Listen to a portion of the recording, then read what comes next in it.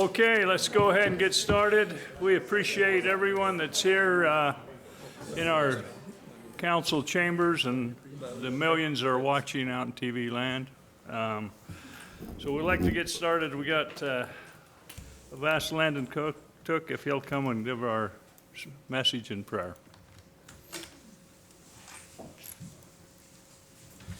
Prayer first, correct? Prayer first? Whatever, however you want to do it. We'll do that, yeah. Our kind Father in heaven, we're grateful to be gathered this evening as public servants. We're thankful for this wonderful city where we get to live and serve in Spanish Fork. We're thankful for the opportunity we have to improve the lives of the citizens and residents here, and please help and guide us, especially this evening, that we may know the right decisions and the council may know the right direction to go to best move our city. We need thy help, Father, and humbly pray for this. In the name of Jesus Christ, amen. Amen. Well, thank you for having me tonight. I tried to memorize this, but didn't quite have enough time. So bear with me as I read this thought, but I thought this was kind of a neat, special thought, and I am honored to be here tonight with you guys here at City Council. So my thought is, I have a personal connection with this, and so here we go. The Escalante Cross, we're all familiar with, right? It sits on top of the Dominguez Hill in the foothills of Loafer Mountain here in Spanish Fork, Utah. If you frequent the reservoir, like I do often with my kids, you see the cross just looking east. It's just a beautiful piece to that whole background of the reservoir. And the cross, it honors Dominguez and Escalante and their expedition. So in July of 1776, these two monks began their expedition to explore the southwestern United States in search of a route from Santa Fe, New Mexico to Monterey, California. In September of 1776, a couple months later, they found a way through when they reached the mouth of Spanish Fork Canyon, right here in our city. They climbed the hill, now known as Dominguez Hill, and became the first white men to see Utah Lake and the picturesque Utah Valley. I love this part. They described it as a wonderful place to live, with moderate temperatures, large meadows for farming, 4 rivers, enough wood for homes and fires, and sufficient fish, fowl, and animals for hunting. And isn't that the truth? It gives me the chills thinking about it because I love where we live. 200 years later, in 1976, the landmark cross was erected that we now see. And just a few years ago, I had the opportunity to help my cousin do his Eagle project to restore it. And it turned out to be about 4 or 5 Eagle projects, but he was set on doing that. And so we broke it into a couple weeks. Every Saturday, we would get a group of people. We would either climb or ride up. We rented a military Humvee, and we went up and we restored it piece by piece. The first Saturday, we took the anchors, replaced the anchors, and then the wires that stabilize the cross. Another week, we brought in scaffolding, and we built it all the way to the top. Maybe you saw it. And we repainted the cross and just restored the entire monument. And it was such a touching experience to be a part of. And, you know, the magnitude of rebuilding that landmark in our city, I hope it shows my family's commitment to our heritage here in Spanish Fork. And for me, it was very meaningful. And I hope if you haven't been up there recently, you're able to take a little hike and go take a look at how beautiful it is now up there. It really adds to the scenery in our amazing city. But I am incredibly proud of, where our city has originated from, and I'm confident in the direction we are going. So thank you for having me here tonight. I appreciate it. Thanks, Landon. All right, I've asked Councilman Gordon to lead the Pledge of Allegiance. Would the audience please rise? Please repeat the pledge. I pledge allegiance to the flag of the United States of America and to the republic for which it stands, one nation, under God, indivisible, with liberty and justice for all. Thank you. Okay.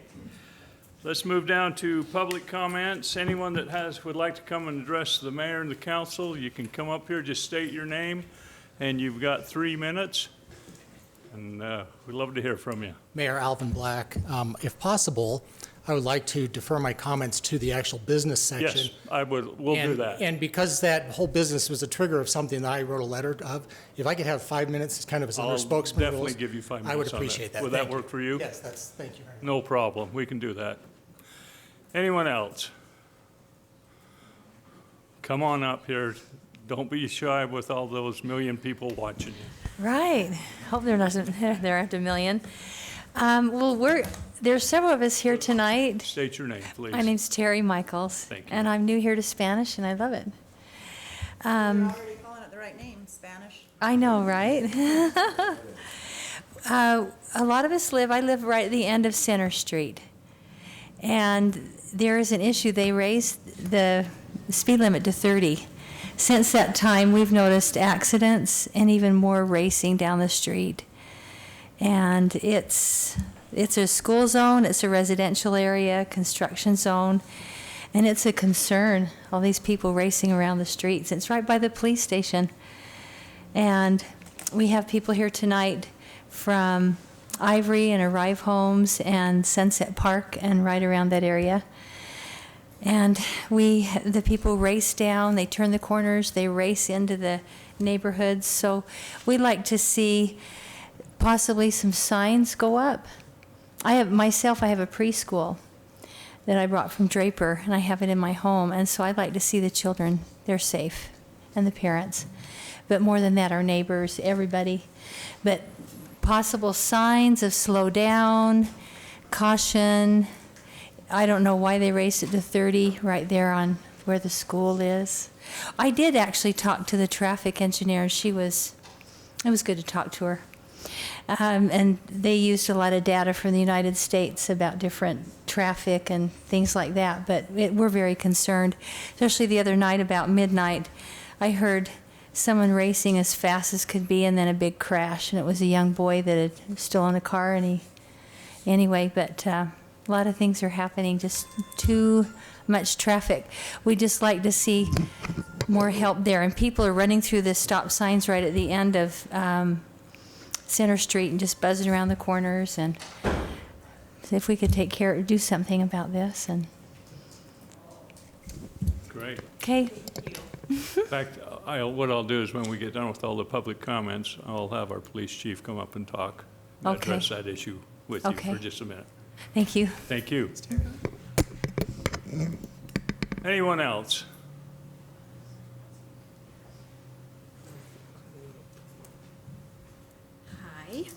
Hi. My name is Paige Mayer, and I am here representing my neighbors and myself, and we all live on 8th North. And I have lived on this road for about 13 years. So 800 North was redone in the summer of 2010. Ever since the road was repaired, our storm drain has not worked. The Jensens, who live 2 houses away from us, have lived there for 25 years, and they said that there were never any issues until this road was redone.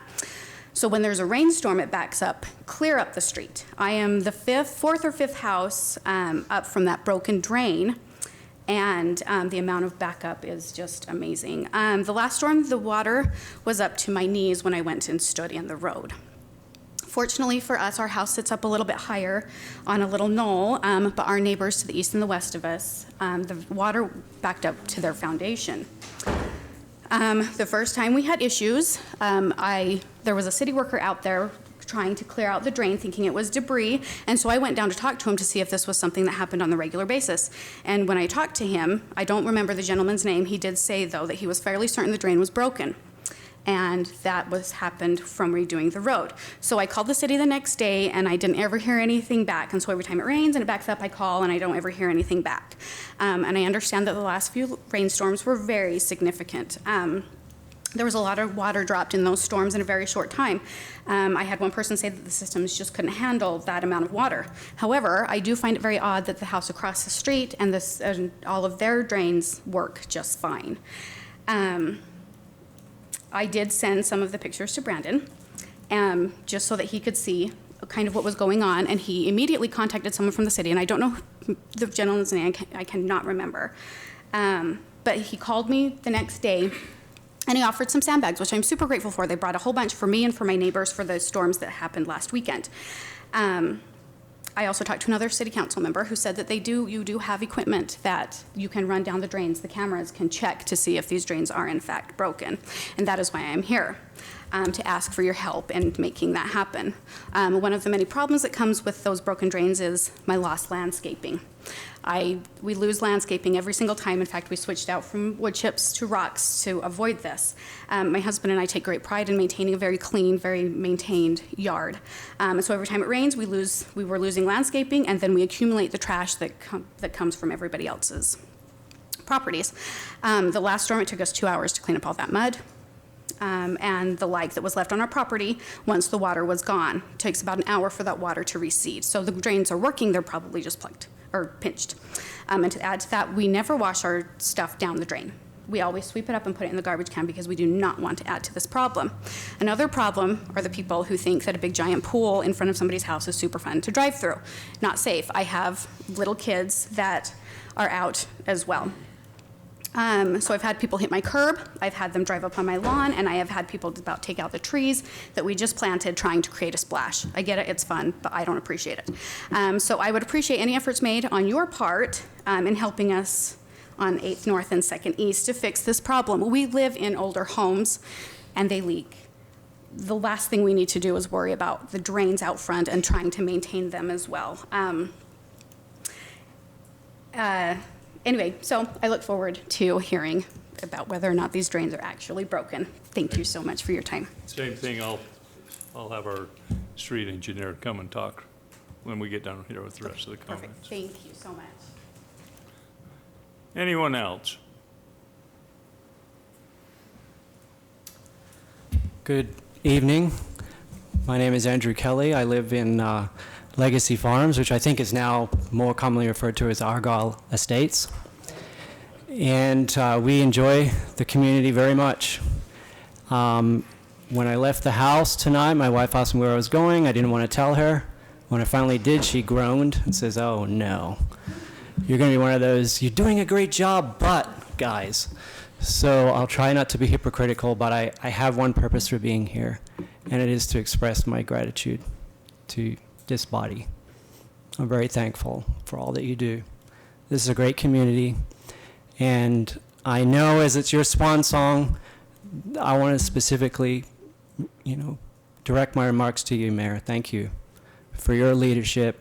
In the 3 years of being here, I've watched you from afar and sometimes up close. You're a good man, a good leader. There's many voices in our community, as you guys know. And you mostly hear the pitchforks. I get it. I'm sorry. My wife tells me the pitchfork people are minorities. But most of us are happy, and we're very thankful for your vision. I had the privilege for a short period of having Caroline Ludlow as my neighbor, and learned that Mayor Ludlow took a bullet for the city, apparently, and is one of the reasons we're in such a great water situation now. So, Mayor, I think you commented to me one time that we've had some really great leadership throughout the years. You could have said what a great job you're doing. That's the political thing to do, right? But you didn't, because this is the way that this city runs. And I know it's not just you and the council, that there's a great staff here. We have great parks department. We have, I can go down the list. I moved from a state that every time we had a storm, which was often, we'd have power issues all the time. And that was a mega, huge corporation with limitless funds. We have a little city. I don't remember the last time I lost power.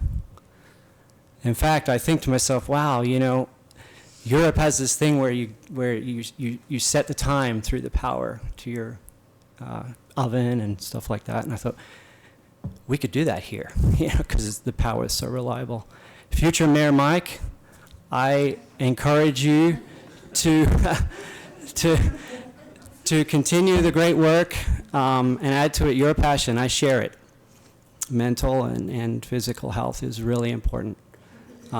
Thank you for your passion for that, and I look forward to the city being in good hands, or at least a good leader. And Mayor, thank you for hanging around until we had someone that could take the reins. So we all have our special interests. I'll give my one special interest, and that is really to continue the great work. I asked my youngest son the other day, do you enjoy living in this community? He said, yes. I said, do you think that you would want to get a home here? And he says, well, I like to be able to walk to everywhere that I need to go. I know that's one of your desires too. I share it. There's people that don't. I think we can have both. I think we can have that density where we can walk to everything and enjoy that. And you know that. I've heard comments in the last of the new, potential council members of saying that we don't come and share some of these things. I think it's because you're doing a great job. That's my personal view. I never miss a meeting, and I'm always amazed at the vision that you have, that we don't. Mary, you use the example all the time of Costco, and I love that example. You're dead on with that. There's been many, many Costcos that we would all picket, and we're now grateful for. So anyway, thank you.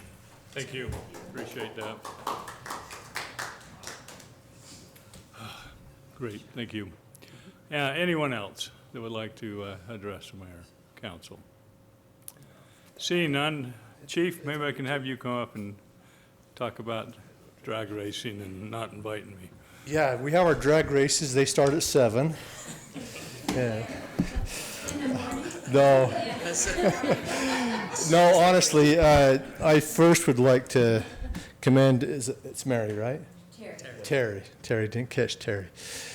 Terry for going to our traffic engineer and doing some research and finding out a little bit about the goings on in the city and how we do things.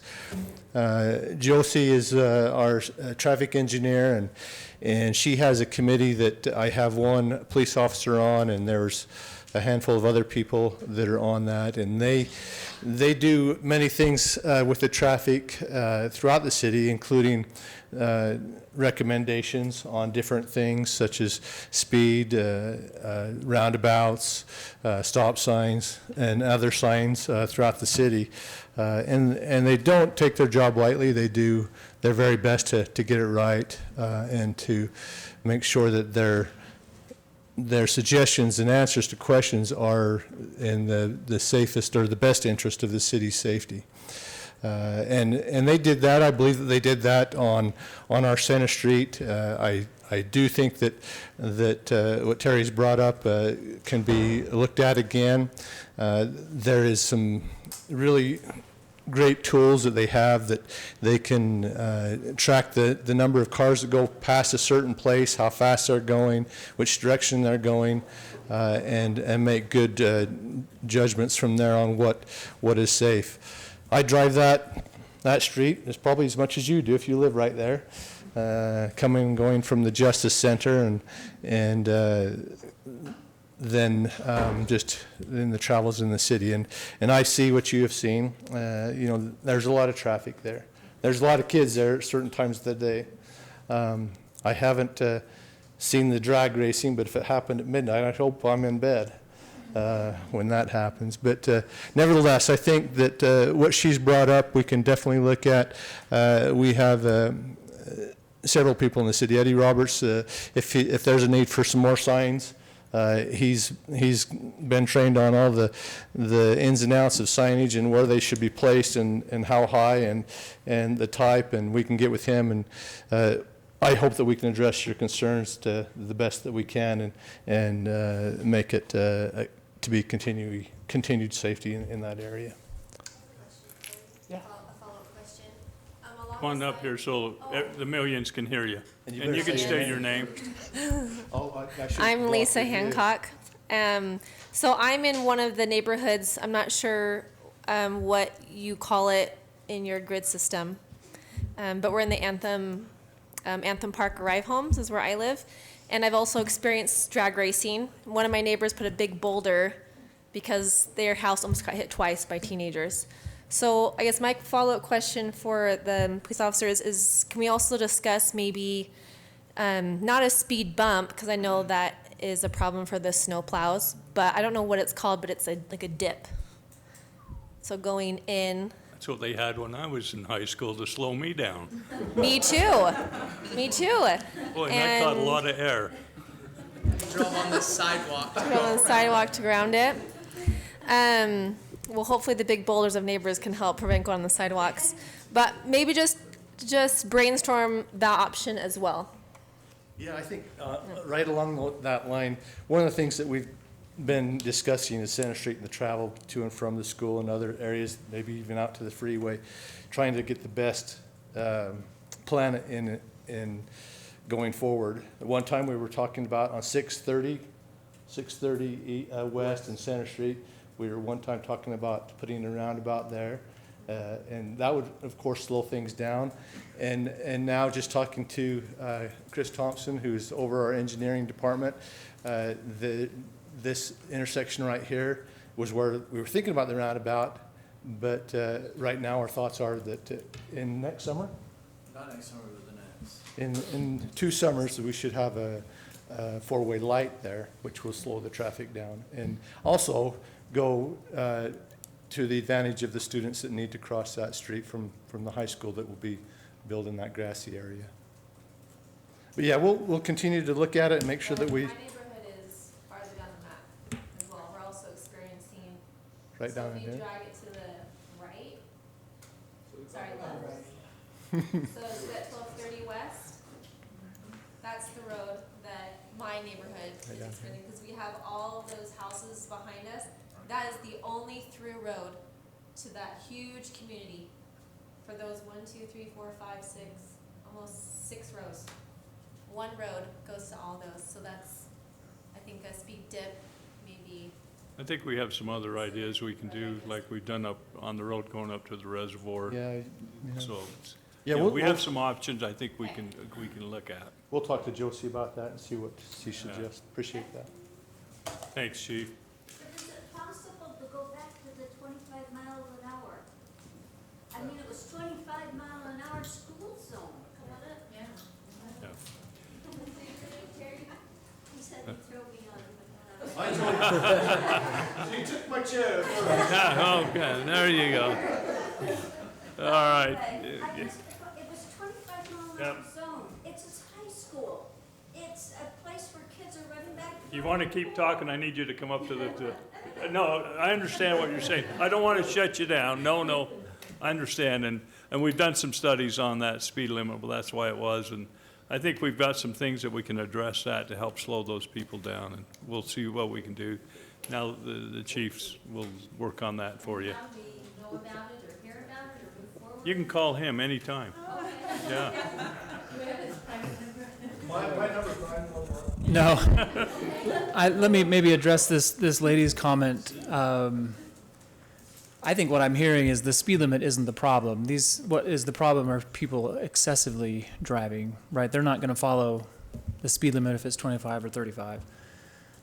So if you could give us maybe offline or something, the dates or times when they're typically drag racing, because a lot of times this happens. It happens organically. So if you're on their Instagram or whatever Snapchat groups, you'll know about it. But typically it's maybe Thursday nights at midnight or something like that. So if you have any regularity to that, let us know, and then we'll just go, and if you can't beat them, join them. I'm just kidding. We won't join them, but we can certainly investigate that and shut them down. But like I was saying earlier, I don't know that the speed limit change of 5 miles an hour not going to change any of the issues that they're talking about. These seem to be above and beyond those concerns, and street design certainly is always a challenge, and we can do a few things here and there. And the traffic committee that that the chief was talking about and that Josie heads up is a great one to start with as we look at traffic issues. You've been aware of some of the work that group has done. And so we can work on that. But specifically with enforcement, I think that's a big issue, and we can deal with that. Great officers, and they're right close by, so it's pretty brave and brazen of some young folks to try to do speeding in that area. But we can certainly look at enforcement there. So if afterwards you can give us the dates and times, or if you've ever experienced any kind of regularity to it, we can work on that. So, I'm the city manager. Yeah. Oh, yeah, he's the big dog. He's the one. Mayor, just to follow up on what Seth said, I think it's important to recognize that that speed limit sign is not the thing that keeps people from going fast. It does at times make us feel better, but doing what Seth just talked about, sitting down and talking about what can we change in terms of the road, that's going to help any problems we have out there, not the black and white sign. In fact, you put it too arbitrarily low and it creates more problems than it's going to solve.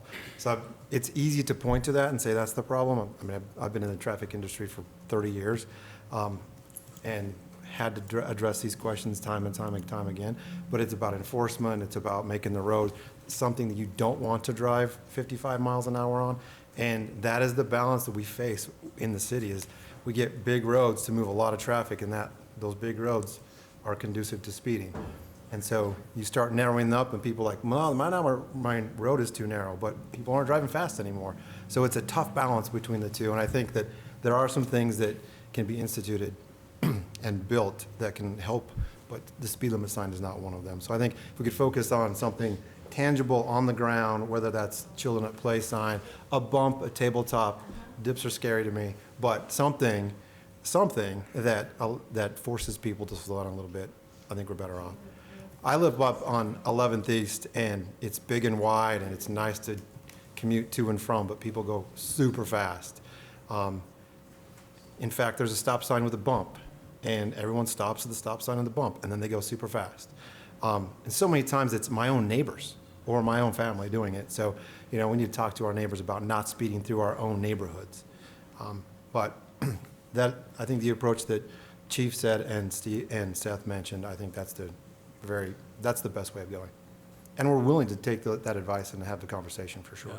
Yep, good. Chris, you want to address the other issue we got here? Yeah, we'll make sure that's on the agenda for the traffic committee. So, Chris, before we move on to the storm drain. Yeah. So I was in someone's home yesterday and talking about another issue throughout the city, and they said, I just don't feel like I'm heard, or the city council doesn't listen to me. So as we have these conversations, I want to look to you guys and say, do you feel like we listened? Did we hear? Are you comfortable with heading that direction? I don't want you to walk away saying, we just gave you lip service and you left.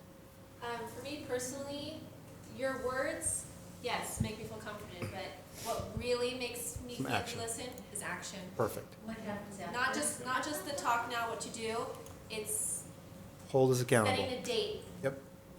And that's, But we get with these guys here. verbally, I feel heard. Okay. And I feel validated. Now just hold us accountable to those words. I would appreciate it. Right. And by coming here, you make us aware of it as a council and the mayor, because then we put more heat on these guys, because we'll follow up on those guys. Okay, what about those people that came in? What are we doing about it? And if they're not, then you contact us, and because they'll listen to us. So that'll be good. They listen to you. Yeah. And I really almost beg to differ about the speed sign, because there were times I'd come down the street and think, okay, I'm gonna put my cruise on 25, but maybe I'm not the norm. Yeah, well, you're not 16, sorry. Those 16s don't know what that is.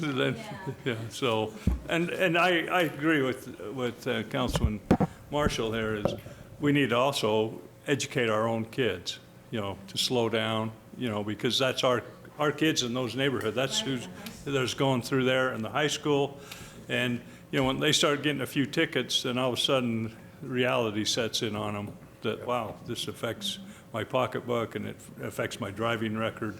And so all of a sudden, they'll find someplace else to go and not in our neighborhoods. Because we want to have safe neighborhoods. I don't want any of our children to be unsafe on those roads. And so we take it seriously.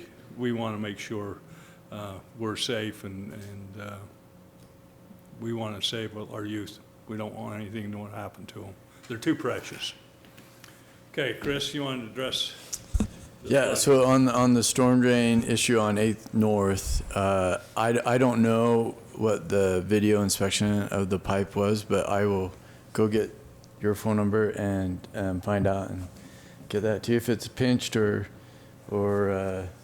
has problems, then that'll be a priority to fix it. Paige isn't sure if they've done a video inspection, right? So we'll find out. So I'll come and get that. Go video it. That's right. Yeah, we'll check out, see what we can do to solve that issue for you. Thank you. And please, and make sure you always call them. Brandon's my insurance agent. Well, there you go. So I called him and said, you fix one or the other, big guy. She's my cousin, more importantly. I don't know why she chose to say Full insurance agent. disclosure now. Yeah. Hey, Mayor, before we move on, would now be a good time to invite Dave Anderson up to address the question from our last city council meeting from Derek Gesslison? Yes, where are you, Dave? There you go. You There was- remember the question? I don't need to reiterate it. You can just. You can repeat that paraphrase question. them. Yeah, it was, I almost want to say more of a proposal than a question. And we've had a couple of conversations with Mr. Gesslison in the last couple of weeks about what he suggested, which I think particularly during a time when everybody is really, really concerned about limiting the use of water. Landscaping oftentimes is part of that conversation. New yards require more water than established yards. We have some requirements in the city relative to what people do with their yards and when they do it, which largely has to do with a program that we have that retains some money that's provided when building permits are issued, that's returned to the homeowner or the property owner when the front yard is landscaped. So that's kind of the incentive that we've come to have over the years, as we've struggled, frankly, with getting occasionally yards looking like oftentimes neighbors expect them to look. Just simply to be improved and to be maintained and to be put into a condition that's relatively easy to maintain. So that indeed is what we've talked with Mr. Gesselson about. It's about how we use those funds, which his suggestion was, whereas right now we keep those funds until certain things are finished. Let's just say until the front yard's landscaped. He suggested that rather than to go that route, we give those funds to homeowners to encourage them to delay landscaping their yards, with the idea again that this probably is not the best time to be using the amount of water that's required to get yards established. Simply put, the concern that our building official and I have with that, I think in particular, is that really the only incentive that we've come to have to get people to landscape their front yards, aside from just somebody's maybe natural desire to do that, is those funds that we retain. So that essentially is the carrot that we dangle out in front of people to encourage them to get things landscaped. And neither John Little nor myself would feel comfortable going the route of releasing those funds prior to having certain things finished. So as we talked that through with, again, Mr. Gesslison, he brought up something that John and I had been thinking about, which is that essentially right now, the ordinance that we have requires people to landscape their front yard within the first year of when they occupy a new home, which incidentally is what this is all about. This is new development, new homes, and that type of a thing. I believe it makes good sense, and again, this is part of what he suggested, to give people more time now. Maybe we allow for 2 years. Maybe we allow for 2 years and we see what this next winter is like, relative to the snowpack and those types of things, and reevaluate it a year from now. I wholeheartedly support that. I'm very, very comfortable with that, in as much as we've been somewhat charged with the task to try to make sure that neighborhoods look good and the yards do get improved and that type of a thing. So that's something that we talked about, in fact, having a conversation with the council about. I don't know if you have any thoughts on that. I just have a question with that. So Yeah. can they do xeriscape, or does it have to be, could they do turf, xeriscape, rocks? No matter what they choose to do, they get their $2,500? What you just described is correct. Yes, you can do any of those different types of things. And also, we never force people to water. I believe that was one of the said that they said their city requires them to to water 4 times a week or 5 times a week. We do not do that. We do not do That was one of the comments was made, and I just want that to be out there, that the city never forces anybody to water. Now, when you are in a neighborhood and your land value, you know, if I'm a neighbor and the next door neighbor's got weeds and stuff like that, I think this is why we put this in. We want to maintain that neighborhood and the property values of those other homes around it, and a good-looking neighborhood. So, you know, that's why we ask them to do something, even if it's a zero landscape. You know, you don't have to plant grass. You can put rocks as long as it looks nice. Dave, I think everyone knows how to plant grass or what grass looks like. You don't need a landscape design to do that.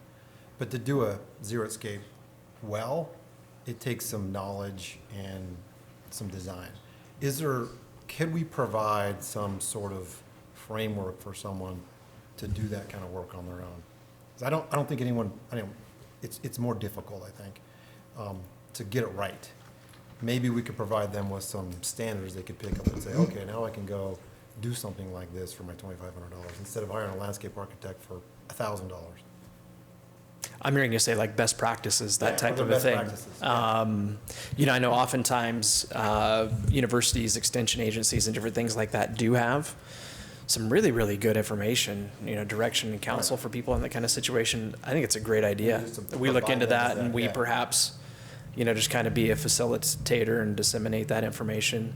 Xeriscaping, as I understand it, it's typically more expensive. It is. And it's much harder to do in such a way that it doesn't require a lot more maintenance, if you can believe that, than just mowing your yard once a week and that type of a thing. So I think that's an ambitious, certainly, approach to take, but it absolutely also can be very efficient from a water use perspective.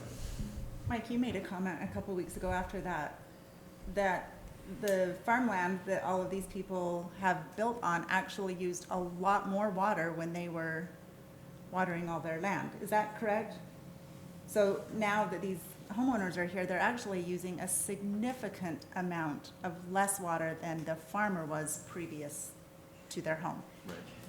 Is that Yeah, correct? no, that's Okay. true. Yeah, simply because you're metering water now that's going on people's lawns, and so yeah, while they are trying to grow that young grass, they're watering quite a bit. But especially, I mean, the ratio system, that if you haven't taken advantage of the ratio system that's free in your city, where you're missing out on huge savings, but also ease of life.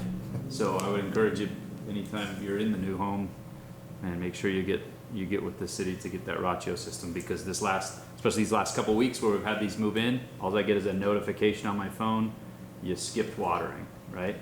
And then I didn't do anything, it just skipped, right? And the grass is still brown. Well, Yeah, it's a don't buy little- your own clock, right? Don't buy your own clock. Let the city provide you one. Yeah, and we've worked, and the reason why that works, you've heard it a million times in the city now, but the reason why that works is because some people made some great decisions years and years ago, and the city's kept it up, and so it's great. Well, thanks for addressing that. I think that was important. I appreciate that. And we'd be happy to do research on, you know, some maybe just thoughts that we can share with I residents. think that'd be helpful. Okay, Yeah. we'll do that. Thank you. All right. Let's move to council comments. Councilmember Beck. I'm first? Okay. Why not? Great. Great. No, I know I talk a lot about Fiesta Days this time of year, and that's where I want to start. There's so many people I want to first thank. The committee, the executive committee, and the hundreds and hundreds of volunteers that helped make what I believe was the best Fiesta Days yet. I don't know why it felt so much different. Maybe it was because last year it was so minimal, but it was just incredible.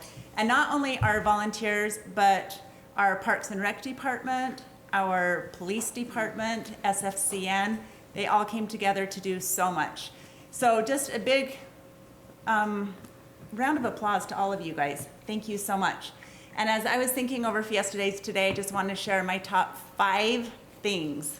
So it didn't go on forever, Mayor. Thank you. So I put down my number 5 was the Grand Parade. And This was Mayor Leifson's last parade of 16 years riding through the parade. And Mayor and his sweet wife Cheryl was in the truck ahead of the council, and so we didn't see all the tears that Cheryl was shedding throughout the parade, but it was emotional. When we got to the end, she was touched, and we just want to say thank you. It was good to see so many people out and about around the parks and just make it work. This picture I took from our vantage point going through right there around the park, and it went really, really well. So the parade was number 5.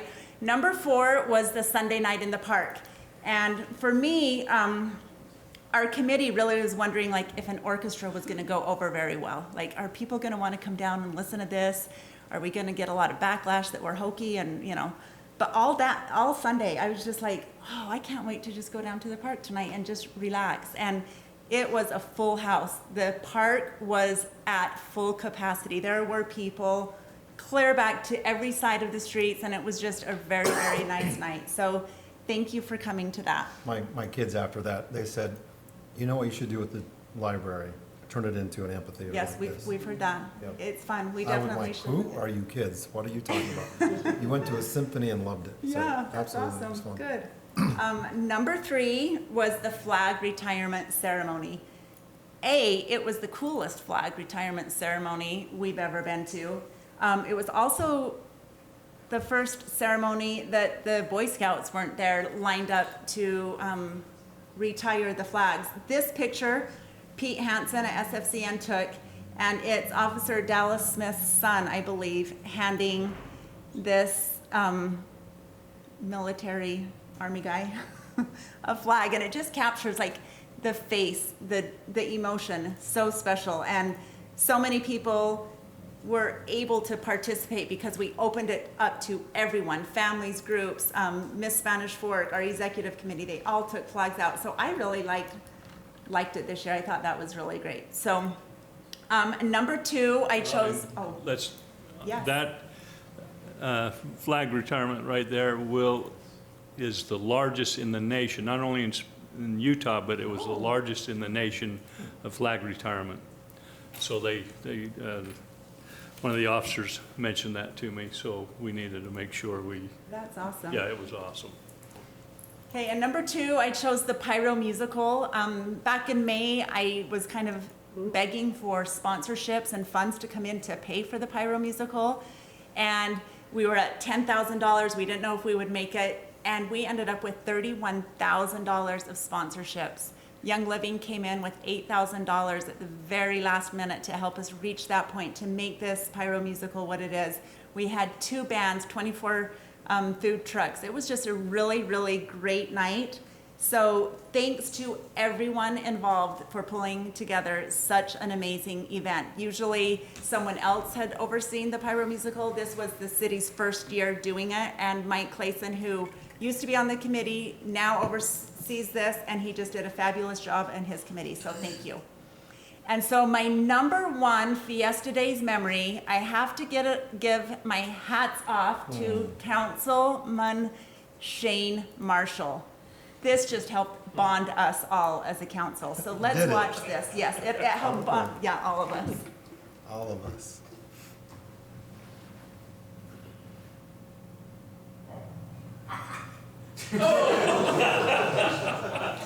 Yum. We need to watch that again. Yeah, let's just play that one more time Just the over and over. and bring to your attention when he gets back up and shakes his head and spits all the water and whatever else was in the And it's water all out. clean water. It's all real clean. There we go. We're happy to announce that Councilman Marshall won the belly flop contest and helped bond us. Like, we feel like you are truly initiated. Oh, really? now. Is that what it takes? Be careful, you guys that are running for city council. Yeah. This is what happens. It was a wild night. It was after one of the biggest rainstorms we've had in like decades, and it was a crazy night, and it was memorable for wherever you lived in town or wherever you were in town that night. It was just a memorable night. So Shane, thanks for making it memorable. So moving on from Fiesta Days, the Youth City Council, big helpful hands at all of the events they were participating in with Fiesta Days. This Thursday, they're actually going to be helping at the library. Next week, they're going to Diamond Fork remodel and helping them get their school ready for back to school. So our youth city council is so excited to be engaged and serving because last year they really were not able to do a lot of things. And the library this Thursday night at 6:15 will be holding their end of year summer reading program. So if you were participating this summer, we invite you to come down. There's going to be a dunk tank, games, food. It's going to be a lot of fun. So again, this Thursday at the library park at 6:15. And I wanted to encourage people to also follow the library on social media. They are always offering classes that you may not even be thinking about, but you can definitely sign up and attend. So I encourage you to look at their website and social media. And lastly, this is the last week for the primary election in Spanish Fork for City Council, so get your ballots in. I was just told that 9% of the people have voted. 9%. We've got to get the ballots off our counters and into the mailboxes. We need to hear your voice and get those ballots in. So that's all I have, Mayor. Great. Wow, good job. All right, Councilman Mendenhall. Thank you. And Mayor. you don't need to beat her time. I'm gonna beat it. Just kidding. Yeah. So first, I'm excited. I usually do like a Fifth City Active and Healthy minute. I'm gonna punt that to the 101. I'm excited to get a 101 on Spanish Fork well-being survey that's gone out to citizens, and we've got some responses about some of the cool stuff and some of what's been mentioned here today, but focusing on the well-being of our citizens, and I'm really excited to hear the 101 about that study. Rotary meeting today was great to be with the council candidates that came and spoke to the Rotary.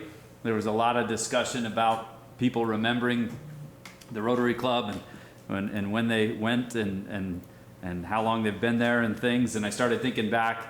And when they started mentioning that it used to be held up at the Oak Crest Inn, I vividly remember going up to the Oak Crest Inn and speaking to the Rotary. I don't even know what it was for. I remember. You remember? I remember you speaking. Yeah, it was probably great.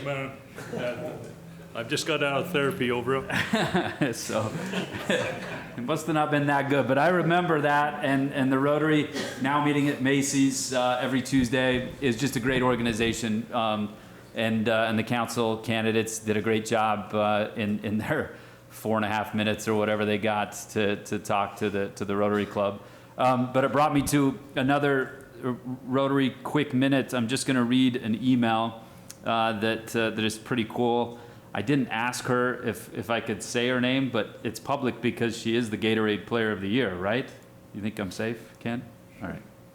So Avery Sapp of Spanish Fork High School is the 2021 Gatorade Utah Softball Player of the Year. Sapp is the third Gatorade Utah Softball Player of the Year to be chosen from Spanish Fork High School. So that's not all that uncommon in Spanish Fork for how good our softball and baseball players are. Did you ever get Gatorade Player of the Year?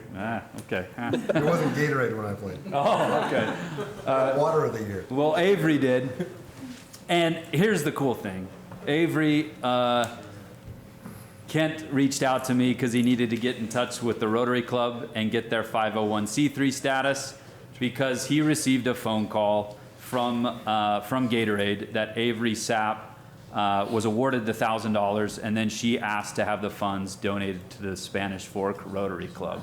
So how cool is that? All the cool kids in Spanish Fork that we get to hang around and be with, but someone that's achieved that status and got that money decided to hand it over to the Rotary Club because they do good things in the community. So I say that a lot to people when they ask us, especially us when we're council members and the mayor, hey, what do I do? How do I get involved? I'm telling you, the Rotary Club, the Chamber of Commerce, the Kiwanis Club are all doing awesome things in the community, and this is just one more instance of somebody recognizing that. So great job, Avery, and the Rotary will do some good things with that money.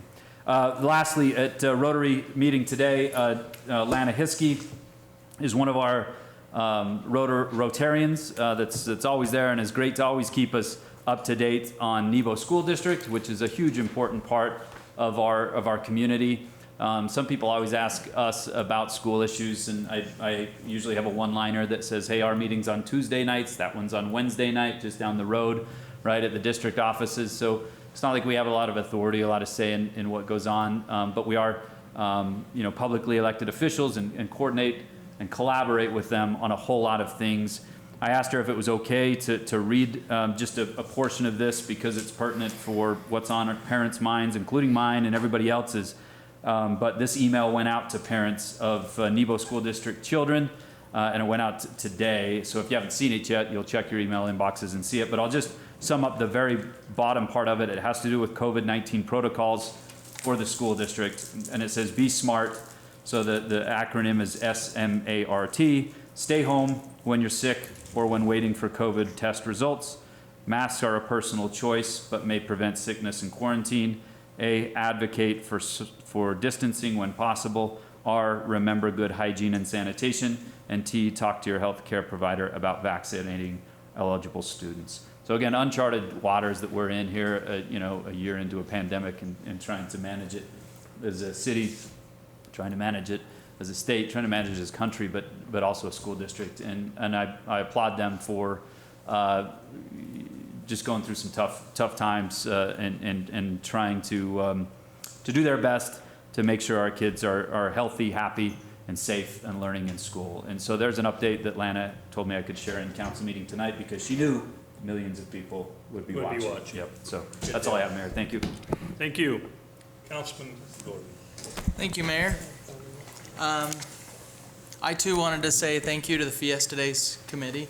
I had texted the Mulesteins and expressed thanks for being on the executive committee, and they said, we know not to answer our phone the next time you call.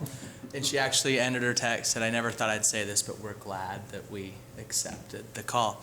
So just so you know, Stacy and her crew are going to be looking over the next month, and if you silence your cell phones in case you get the call up. But everyone that has served will always tell you that Councilman Mendenhall included, and the small role I've played on that, it's so much fun to be involved in the service of Fiesta Day. So thank you, Councilwoman Beck, and all those who have helped out. Saturday there was a event down at the rodeo arena where Tabitha's Way gave out backpacks to all the children. Kudos to them and kudos to all the volunteers that helped in such a wonderful event. I wanted to give them a shout out. Last Saturday was also our first week of the farmers market.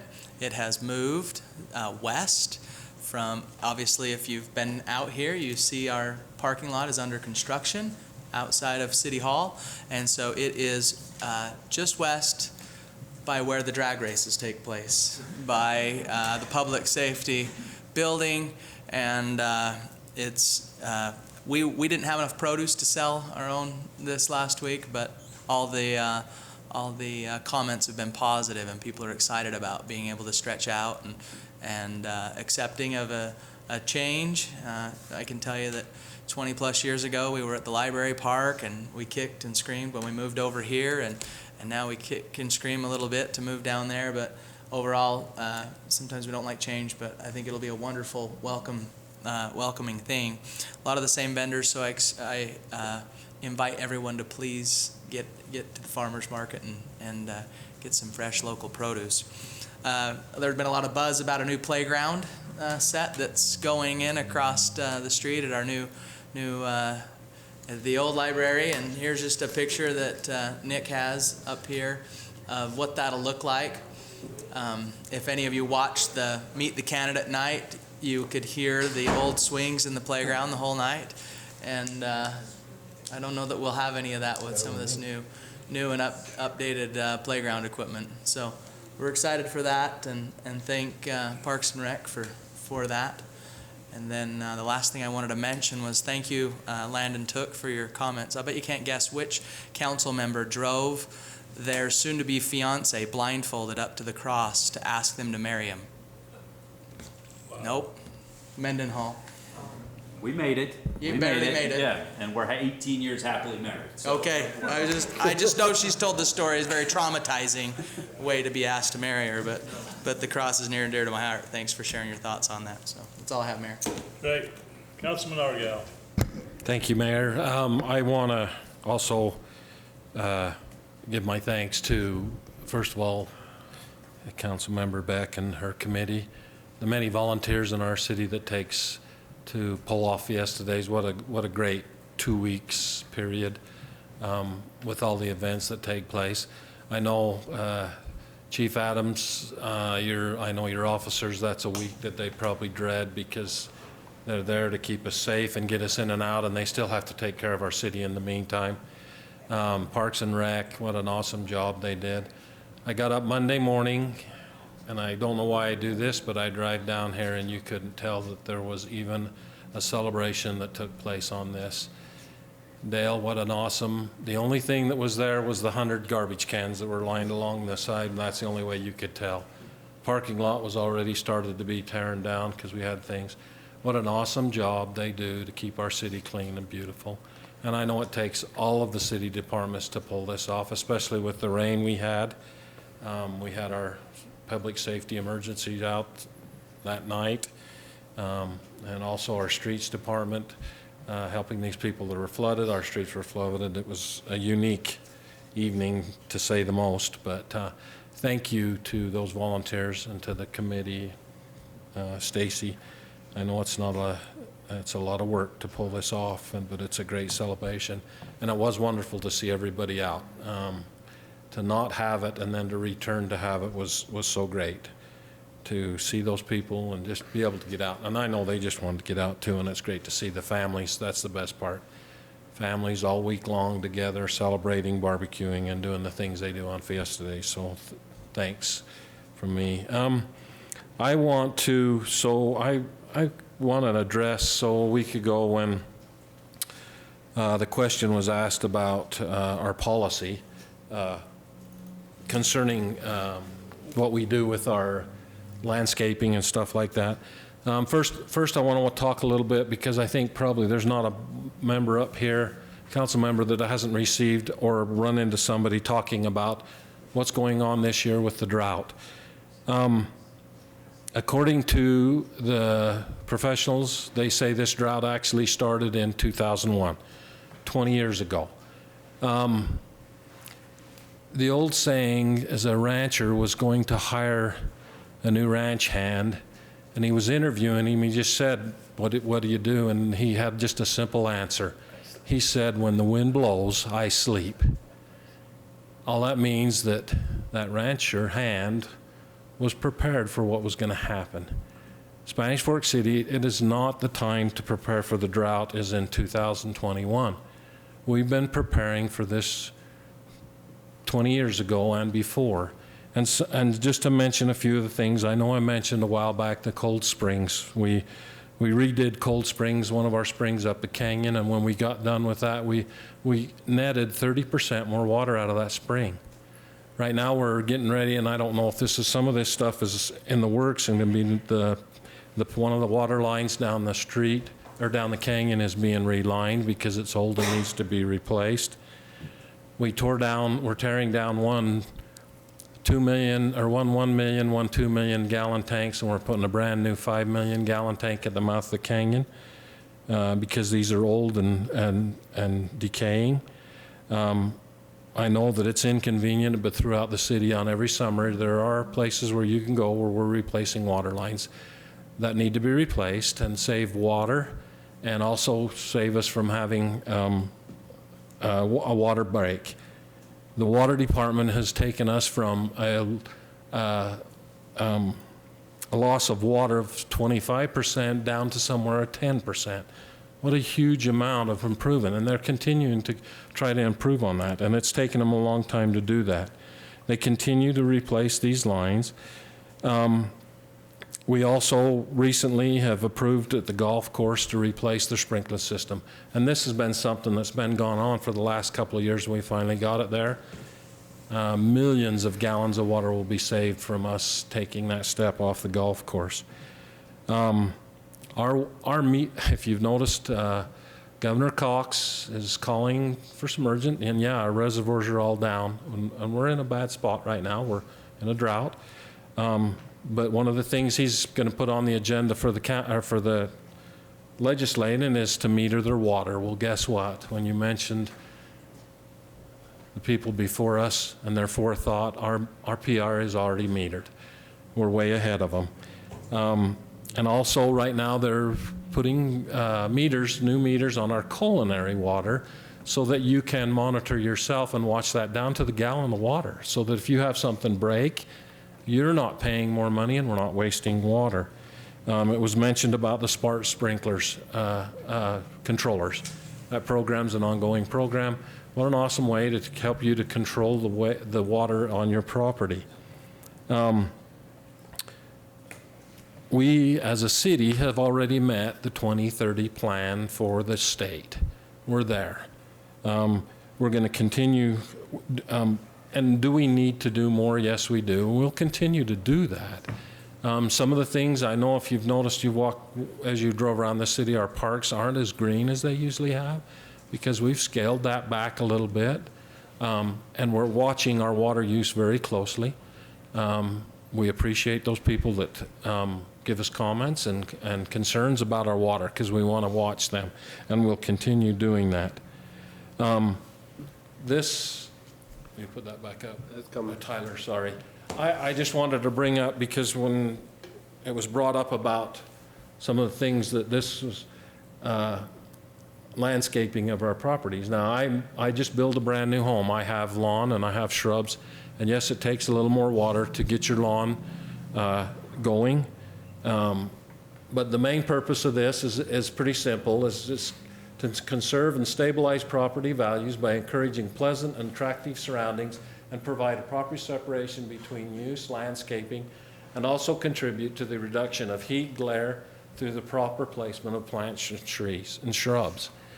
I think that's important. I know we need to do smart plants and things like that. I'm not a real huge fan of this whole city being rocks, asphalt, and concrete. Those comments right there, it keeps us cooler, nicer neighborhoods. Spanish Fork City is very prepared for the drought. We're in a good place. Yes, we need to continue to watch our drought, and yes, we need to continue to do things, and we will. I promise you. That's on our forefront. We're listening, we're hearing, we're trying to do things, we're watching each other and our water concerns. But Spanish Fork, we sleep good at night, because our water use is in good place, and we'll continue to do that. One other issue that I would just like to bring about that was, and the mayor mentioned about, there's nowhere in this that it tells them that they have to. It does have some requirements and trees and stuff like that in the planners, but nowhere in there does it tell them they have to water.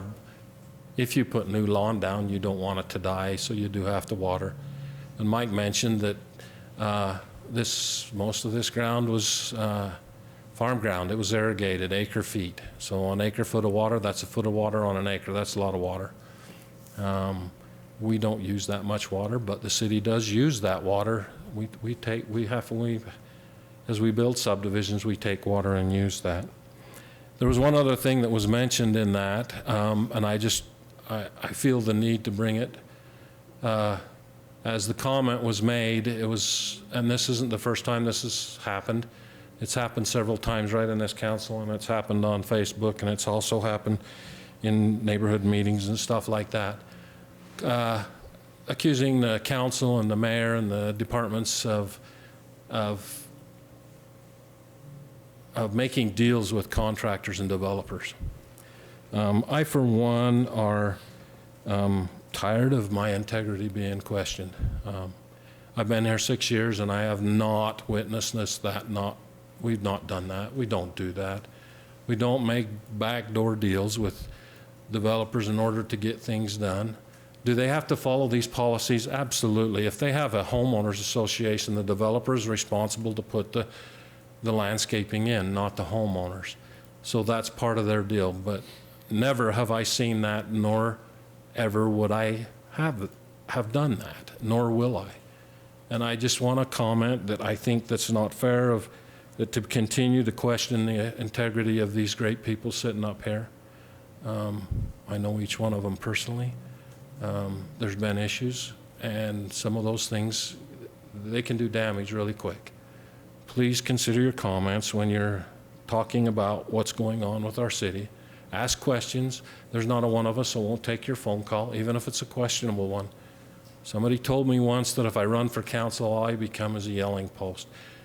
I have not had that. My opportunity to serve this city has been honorable, and I have been blessed. And the people that I've had issues with, I have not had problem. I'm okay with being yelled at. I have where I worked was the phone company. I got yelled at a lot there. You would know that. So I was okay with that because you're frustrated. I'm okay with that. But to continue to question our motives and our integrity is not fair to us. We deal forthwith with everything that we do and our dealings with this community and city. Each one of us, I know, have a dear love for this city. We do. We've all lived here for many years and will continue. And I just want to comment that. Please consider that when you're talking to us. Thank you, Mayor. Thank you. Councilman Marshall, or the belly flop champ. The belly flop champ. Thank you so much for that. You're welcome. Council member Beck. Oh, thank you. So this is my first Fiesta Days, and I think we should rename it Fiesta Month, because it was the entire month of July. It was the first time as a city council member being behind the scenes a little bit and watching it work, and it is truly amazing the effort that it takes to pull something like that off. And what I found interesting was that it was tough to tell a city staff member from a volunteer. Just everyone is on the same team, pulling the same direction and wanted to do good stuff. It was really impressive. And if I have the chance to serve in the next year, please don't put me on that committee. I will go do about anything else, because that is a ton of work. And you should get a pat on the back. I will jump in mud before you serve on that committee. No, I will do whatever it takes. It was a great event, and I'm very impressed. Chief Adams, are you still here? I'm not sure. Your police officers were just amazing all week long, walking around the park. I think really convincing me that the police officers are part of the community, and they're there to help us and protect us. And all this rhetoric you see outside of Utah, outside of Spanish Fork, I get it, I understand it, but it's not here, and your folks did a tremendous job of just making us feel comfortable. So thank you for that, I appreciate that. I don't know what to talk about in these comments. So I was in a home the other day, and I have just a question to ask everybody, I guess. Could you pull the general plan? So the council approved a zone change for the Slaughterhouse on the north end, right? That area, I don't believe is in the city boundaries yet. And I'm just, the question was asked, are we thinking about annexing it anytime soon? And I don't know the answer. And I'm honestly not sure where to go, other than here. I guess I could call Dave and talk to him about that. It is in the city. So how far, where's the growth boundary? Look at both of these. All right, so the red line is what today? This is the policy boundary. Come on up, Dave. And Come on, Dave, help me out. Educate me. Give the new guy the 101. Turn on the zoning layer, it might be a little bit easier. Let's do the general plan. Just talk about what's in the city now and what's not. That's a better place to go. Okay. So what you were just looking at includes lands that would be annexed into the city, but that are not currently in Spanish Fork. This is the current city boundaries. I think it's the easiest way to see. Gotcha. If you're talking about this general area here, tomorrow night on the Planning Commission agenda is an annexation that would include a fairly large part, I would just say, of this area right here. Soon. Okay. and that we would expect to have on your agenda on the 17th of this month, so 2 weeks from tonight. Okay. And then there are other plans. It's So now, that piece right there. It's that triangle piece right in here. right in there. Yeah. So that's imminent.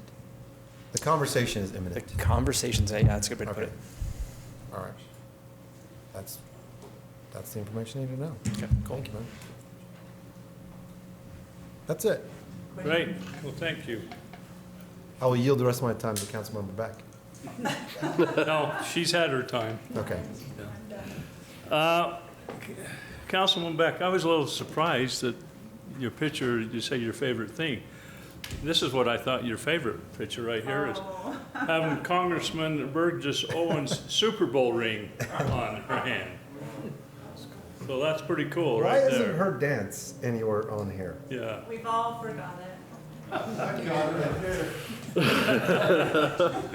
She's got it, it's got it. But also, the reason I put this up, you can go to the next slide.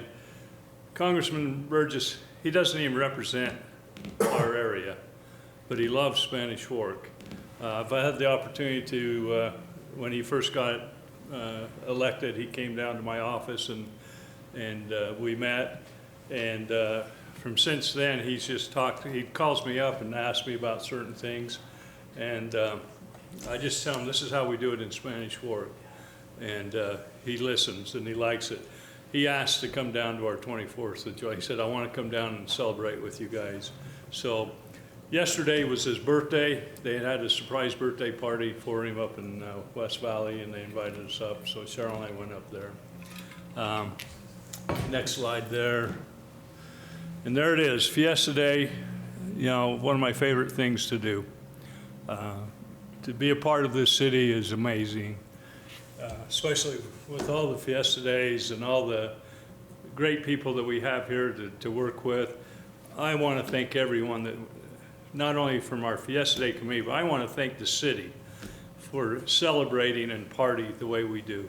You know, it's a great city, and it's all up for you. It's for all you people to enjoy and celebrate and be a part of this thing that we can call our hometown. And it's kind of a cool thing that we have going here, and people envy it and want to be a part of it. So thank you. I just wanted to shout out to thank everyone that was involved, and let's just continue to be Spanish Fork. We're the city that always leads out. Are we perfect? No, we're not perfect. But you know, we're always striving to be there and doing the best we can, and we'll continue to do that. So thank you. Okay, let's go to Spanish Fork 101, Spanish Fork Wellbeing Survey Update.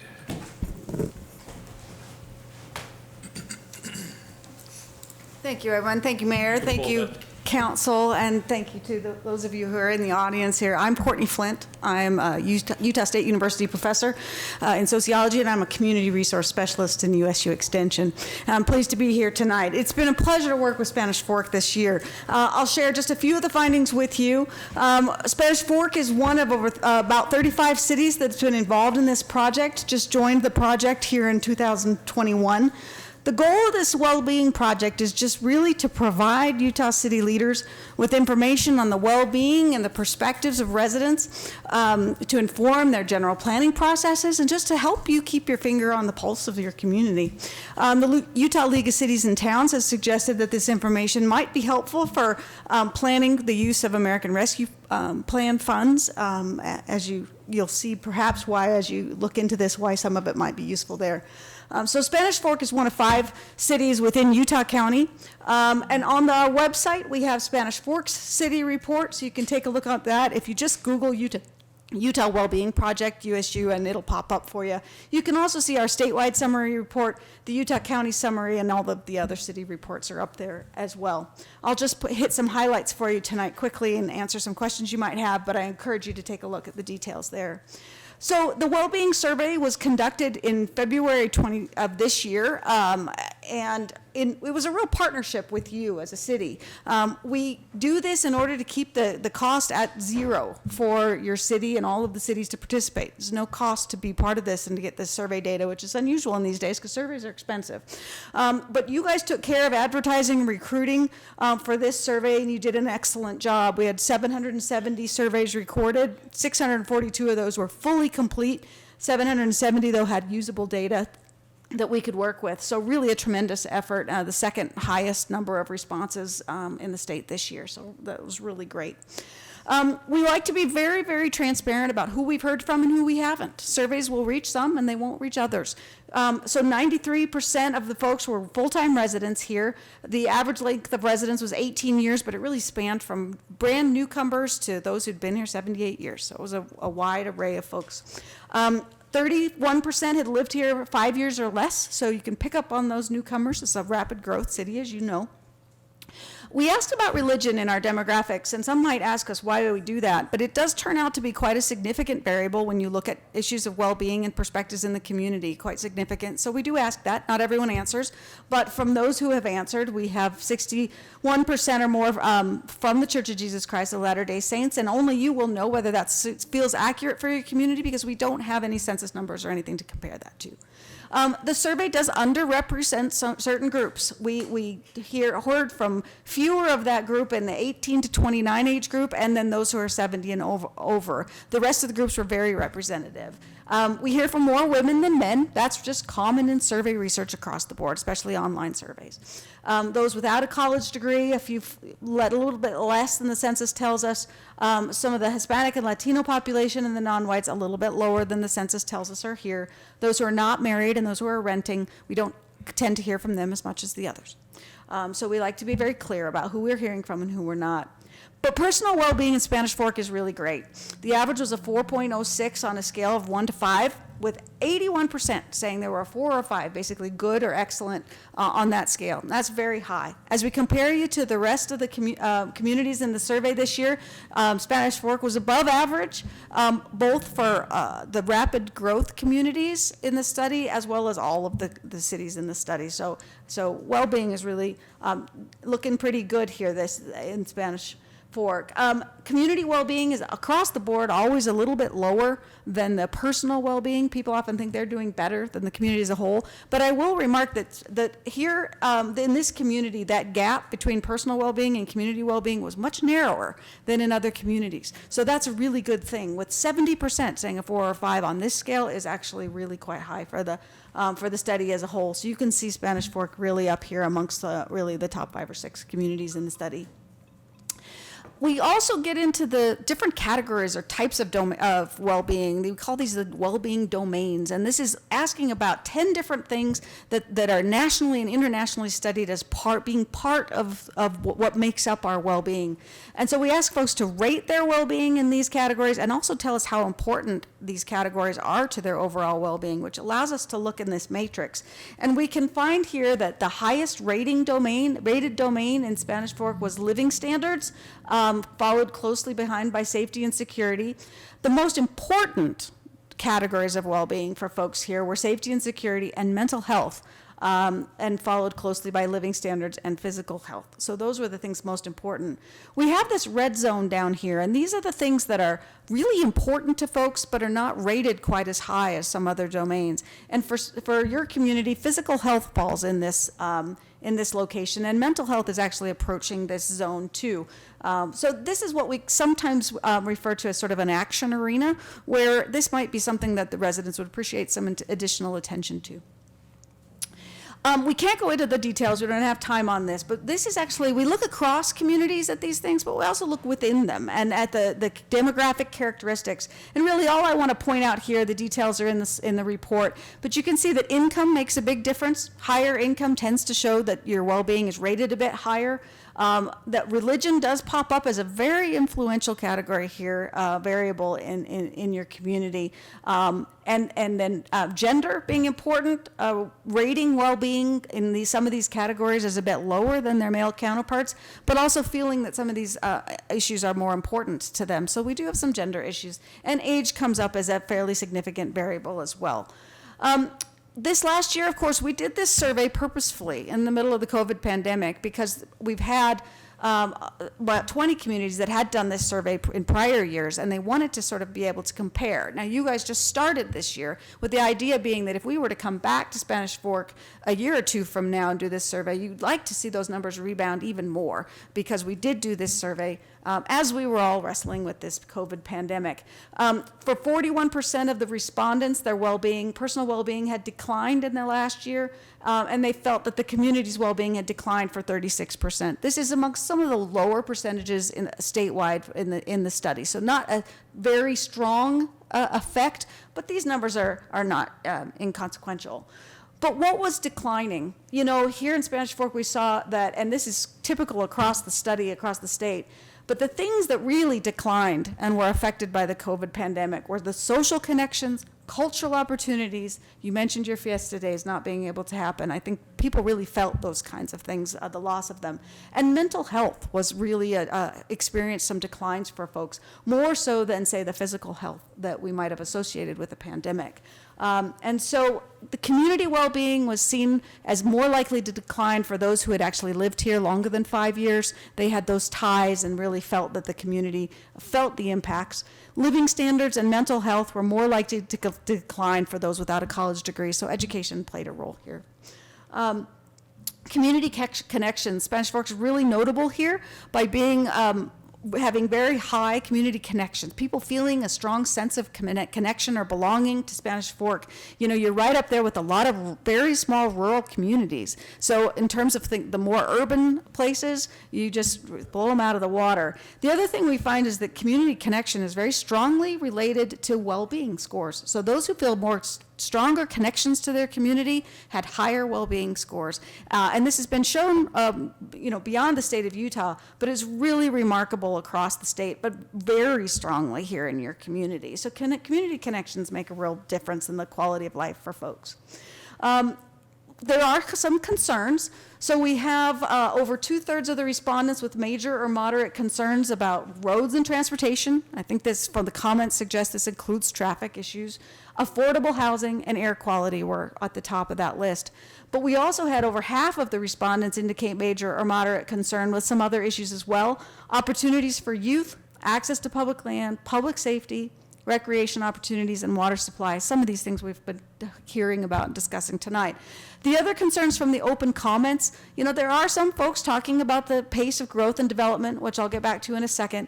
Some concerns about losing that small town feeling, a little concern about high density housing, the loss of open space and farmland, local government communication, and some folks talking about they'd love a recreation center, and that's something that's important to them. And there's lots of other comments that I have shared with Seth and his team, and so you have all of those comments, and they go on for pages and pages, and we'll make sure that you have access to those. So lots of comments, lots of people took the time to write things. You know, this economic and population growth issue, we found that population growth is perceived as too fast by 70% of the respondents here, but people are a little more divided when it comes to economic development. Really, right there split between feeling that it's just right and perhaps a little bit too fast. We can break that down a little bit more. We look at landscapes. Of course, the effect of growth is going to affect the landscapes to a certain extent. Your folks here in your community just really value the natural landscapes, the mountain, the rivers, the lakes, the trails and the parks, and including the farmland. Those developed landscapes have a little bit more of a mixed perception there, but those percentages on the negative aren't as high as they are in some other communities. But the development in the industry has a little bit of a negative effect for some of the respondents here, but certainly not for all. When we look at actually residential and commercial development, you can see Spanish Fork here, right in the core of those rapid growth cities, not quite as negative as some others. And when we look at industry, you can see it's in that sort of negative quadrant about industry, but not nearly as negative as some of the other rapid growth communities. So there's a little less of a negative impression of those things. And as people are answering these questions, I think sometimes they're answering it more hypothetically than having something in specific in their mind about an industry. It's just the concept of it in their landscape. So not nearly as negative as in some other places in Utah County. Just to finish up here, you know, we ask folks, what do you value most about your community? And, you know, your respondents really wrote a lot of heartfelt comments here. They really love it here. They value the small town feel, that sense of being connected to one another and the community, the good amenities that they have around, the abundant recreation and access to nature. They feel there's a well-run government here. They feel safe, and many, many other comments that I would encourage you to look at when, Nick, hopefully you can get those open comment reports to the council so they can see those. And with that, I don't want to take up any more of your time, but the reports are online, and I'm very happy to answer any questions. And at your disposal, if you'd like to do this again, we would love to continue to partner with you in the future if we can continue to track these things over time or help you with any other survey needs you might have. Thank you very much. Sure appreciate your time and effort on that. You know, that's very valuable information for us, and, you know, we'll take it. And I wouldn't be surprised if we want you to come back, you know, because we'll like to see how we compare. Wonderful. I would be happy to do that. Thank you. You're welcome. So much. Thanks a lot. Okay, let's move on to the consent items. Motion to approve the consent items. Second. Got a motion by Councilman Gordon, a second by Councilman Argal. All in favor, say aye. Aye. Any opposed?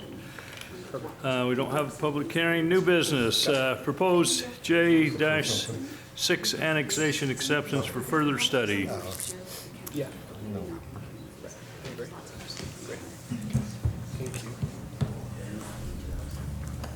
Thank you, Mayor. The subject property in this case is located, we'll be able to see in just a second, at the end of the runway at the Spanish Fork Airport. It's roughly 90 acres right there. This is the runway. This is 800 West over here. That really gives a good perspective of where this is at the city. Yeah, right. Does anybody not know where the airport is? Did we start there? Did we start there? Yeah, I'm good. I appreciate it. There aren't a lot of landmarks out here, so we'll. This is the state route that turns into 400 South in Springville. Intersects with I-15 about 2 miles to the east of here. Again, about 90 acres. Presently, the properties to the south that are within this boundary here are in the city, so it'd be contiguous with the city to that extent. And the general plan currently calls for the property eventually to be developed industrially.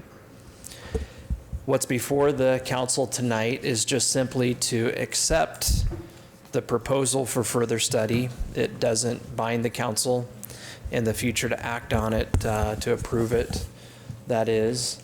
But it's an important step that, Nick, if you can maybe just scroll up to the next page, that would put a process in motion that would follow something like this. There are certain notifications that need to be provided. We would start that within the next week and start on some study work that is intended to provide ultimately you with information that might be helpful as you decide a couple of different things. First of all, if the property should be annexed and how it should be zoned, then as well, if it were to be annexed into the city.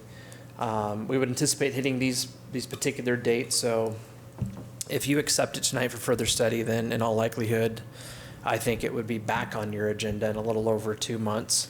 There'd be a public hearing at that point in time. Staff would have a recommendation. You'd also have a recommendation from the Planning Commission, and that simply is how things would unfold. At this point in time, I recommend that you accept the annexation for further study. This is an area where there's considerable investment being made in infrastructure right now. That's a little bit further to the east. Things are being done for the solid waste district and other anticipated projects in the area. Sunrock is developing just a little bit to the south and east of this property. We think this in all likelihood is a pretty important piece to have in Spanish Fork in the near future. Requested by the landowner, annexation? Correct, yes. All right, if there's no questions or comments, I would entertain a motion. I move to approve proposed J6 annexation acceptance for further study. Second.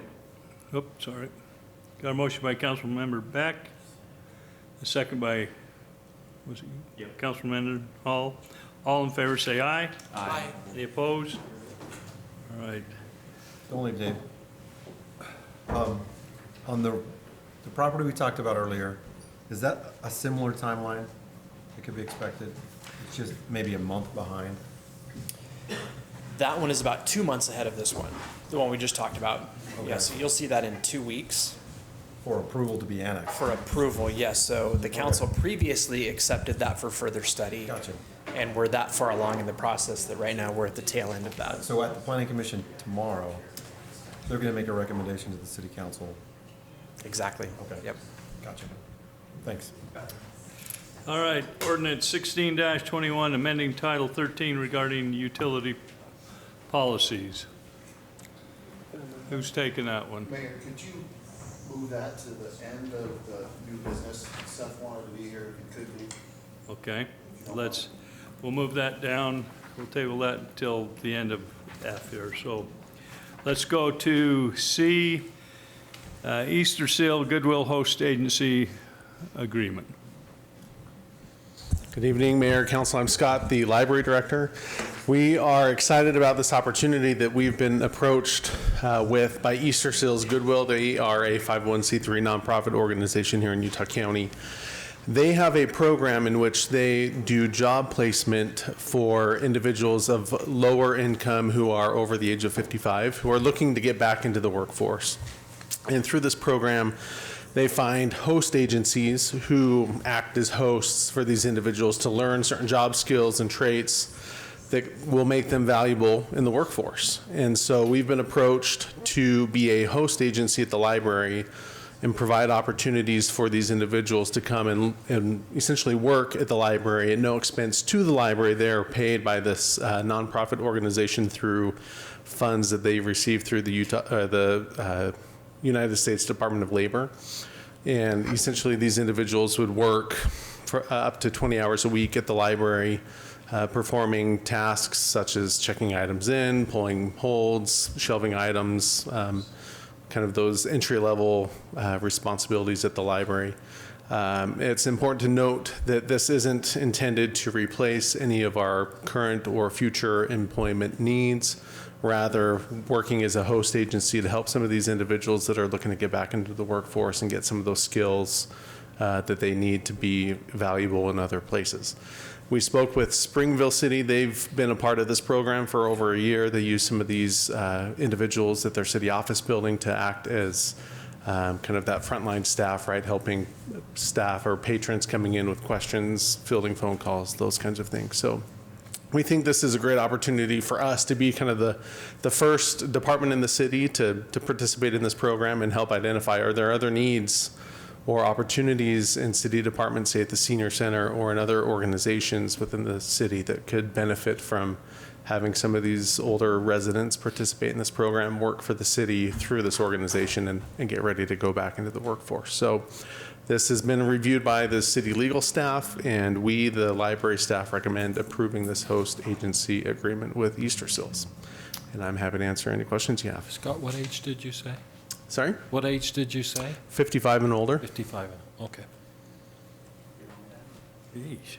Any other questions or comments? If not, I'd entertain a motion. I move we approve Easter Seals Goodwill Host Agency Agreement as outlined by Director Scott Aylett. Second. Got a motion by Councilman Mendenhall, a second by Councilman Argal. All in favor say aye. Aye. Any opposed? All right. Eagle Thank you. Golf Construction Agreement and Irrigation System. Oh.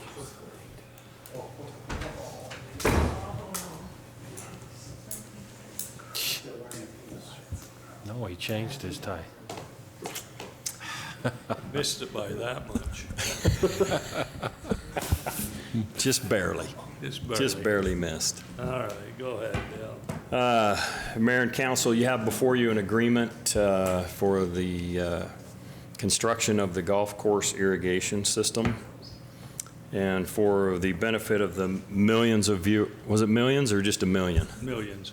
For the millions of viewers at home, this is to do a complete replacement of the 40-year-old golf irrigation system and put in a more efficient system, which was alluded to earlier by council members. We had 2 bids for this project.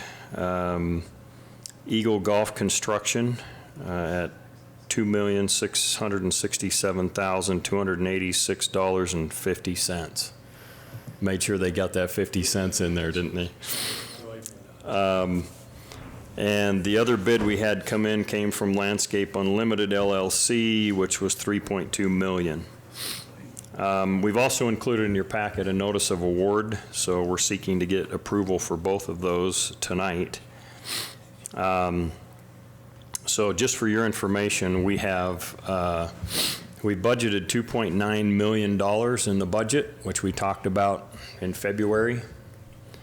Of course, costs have gone crazy with irrigation pipe like they have everything else. You're looking at probably a 40 to 50% increase.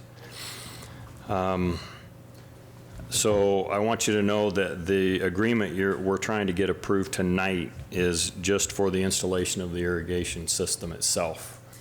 In meeting with Chris and John Waters, so engineering and our water folks, we were planning to put in a pump system, and they recommended we go to gravity feed, which made a whole lot more sense, which would save us a substantial amount of money in power costs over the next 40 or 50 years, however long this system lasts. So right now we're looking at probably about $550,000 to do that. And we'll talk about those in a subsequent budget revision. But just for your information, this contract is just for that installation. So some of the other, and we got numbers on savings from not putting in a pump system and using the gravity feed, which is recommended, and it's going to be close to $50,000 a year just on power. So it'll help offset some of those costs and make this a much more efficient system. They're planning to start, if this is approved, in October, right after we host the state 5A golf tournament. Yeah, we're becoming one of those cities, right? Epicenter. They love to come epicenter of state tournaments. So they're planning to start in October, and will be, tentatively looks like they're scheduled to be done by May or June. Okay. This will not disrupt our golf course. They do one hole at a time. So occasionally you'll have a hole that's modified, but really efficient in terms of their system. This group they just finished a couple of golf courses in Utah. So they're very efficient in what they do, and they'll come in and get done and not have us under construction for extended periods of time. Any questions on the system? So you mentioned that it's only for something. I'm not sure exactly what it's only for, but is it a complete system when we're done? Can we use it? Or do we have to spend more money to be able to? Yeah, sorry. We're going to have to, our projected cost right now is going to be about 3.5. Okay. And we budgeted 2.9. So in the last 6 months, costs have increased. I know pipe's at least 40 to 50% higher than what it was. Just want to make sure that. But also,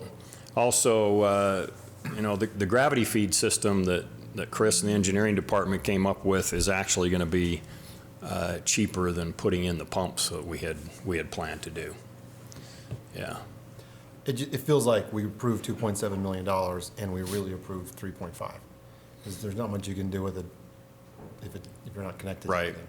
Well, and that's why I'm making you aware, because when we talked about this in February, it was 2.9 for the whole thing, and Sure. And obviously, I appreciate that. obviously there's been some changes. So yeah, you're absolutely correct. You're approving 2.7 tonight, but it's not going to be More to come. useful if we can't connect the water to it. So that's accurate. Okay. And you've identified the other $600,000 that you will need to finish it? Yes. Okay. Yeah, well, more than likely, and as you know, we broke this cost down, which includes a loan to the golf course. What it ends up being net, because of the money that we will end up saving, is close to the same debt service that we have right now. Okay. Yeah. And we'll share those numbers with you as we get closer.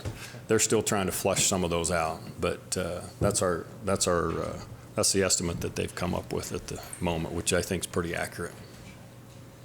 Any other questions or comments? The cost in dollar and water equivalent, again, I can't remember the number, but it was a 4 and then it was $1 million something.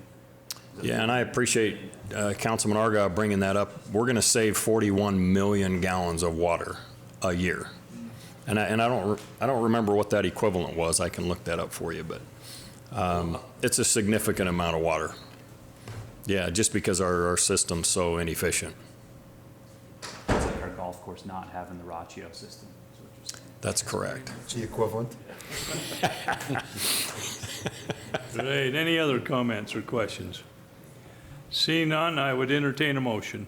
I move to approve Eagle Golf Construction Agreement and Notice of Award for Golf Irrigation System. Second. Got a motion by Councilman Gordon, a second by Councilman Marshall. All in favor, say aye. Aye. All right, let's go back up to B. Ordinance 16-21, amending Title 13 regarding utility price, since Seth is back.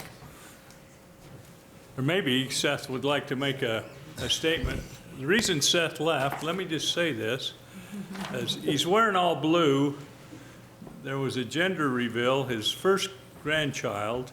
He walked back, he said, I'll either be wearing a blue tie or a pink tie. I'm assuming the pink tie means you're gonna have a Boy and a girl? Yeah, little baby girl, you know just as well as anybody, I'm not going to wear red to support any other university ever. Spanish fork. Yeah, right. So, yeah, I have a pink tie, and my daughters and son-in-law are going to have a little baby girl in January. So, First one. Yeah, first grandchild. There you go. Thank you. Had to get that out. All right, sorry, Vaughn. Go ahead. No problem. Mayor and Council, the item tonight is for an ordinance, or there's actually a few different versions of ordinances for you to consider, but they're aimed at fixing an inconsistency between our utility policy and our city code regarding discontinuation or disconnection of utility services for non-payment. Let me just show you. This is a section from our utility service contract. When somebody signs up for utility services from the city, this is paragraph number 2, and there's 3 different sentences that we've highlighted for you. The first is the customer shall pay the fees and deposits that shall be established by the city and shall be further be subject to termination of services upon non-payment or failure to comply with rules, regulations, ordinances, or laws established by the city. Down in the middle section there, that middle sentence says the customer agrees to be bound by the utility policy of the city. Then the last sentence says the utility service is subject to city ordinances and policies established by the Spanish Fork City Council. That's all fine. On its face, that's why we would like that paragraph to read. We'd certainly want our customers to be bound by the utility policies and the city ordinances. Let me show you our city ordinance that deals with discontinuation of utility service. Really simple. If a person fails to pay their utility charges within 30 days of the due date, the city shall have the authority to disconnect or discontinue those services. Again, no issues there. What we found, though, is that our utility policy doesn't match the city ordinance regarding the timing of discontinuing services for non-payment. The utility policies vary by a few days, but can be less than 30 days. So what we have for options for you to consider tonight, you could change the ordinance to allow the existing policy that's longstanding and in use to continue. You could change the ordinance to be 20 days from the due date of the utility bill instead of 30 days. You could change our policy and our practice, to conform with the 30 days that are specified in the code, so shutoffs don't occur for non-payment before 30 days. Or you could change the ordinance to have it be 30 days from the bill date, or you could do no change and just continue with inconsistency. I don't recommend that. I certainly recommend making our policies and our ordinances consistent. And so there are 3 different ordinances in your agenda packet there for you to consider. Again, changing it to follow, and they're named. Hopefully the name of the ordinance clues you in on what that particular ordinance does. There's one that matches the ordinance to the city policies. There's one that changes the 30 days to 20 days. And then there's another one that is 30 days from the build date rather than the due date. You can consider any of those that you'd wish. If those are the only ones that would require an ordinance. If we don't want to do no change, obviously we don't do anything tonight. If you want to change the policies, we wouldn't do that through ordinance. We do that through an administrative policy that will be approved administratively. But we would certainly welcome your input on that. For the kind of an overview of the utility policy and the timeline that we have for collecting and billing, I want to turn it to Jordan Hales, our city treasurer.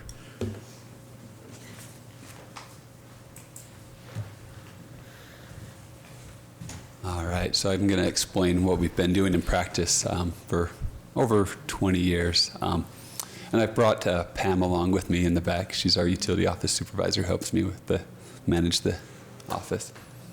All right, I wanted to start this conversation by explaining the services that we provide and show some of the services that some of the neighboring cities provide. And you can see that there's a lot of services that we provide, which is really awesome. A lot of people, when they're signing in for utilities, and they're amazed at all the different things that are on that one bill. It does lead to a larger bill, but it is just the one bill. All right, and I've tried to simplify this as much as I can. So here's the utility bill timeline for just one cycle. So over there on the far left, does this have a pointer? Yeah, it should be the middle button. The red one? All right, okay. So over there, we've got the electric usage dates. So from May 16th to June 15th, the bill for that usage will be delivered around July 1st, or was delivered around July 1st. That bill was due on July 20th.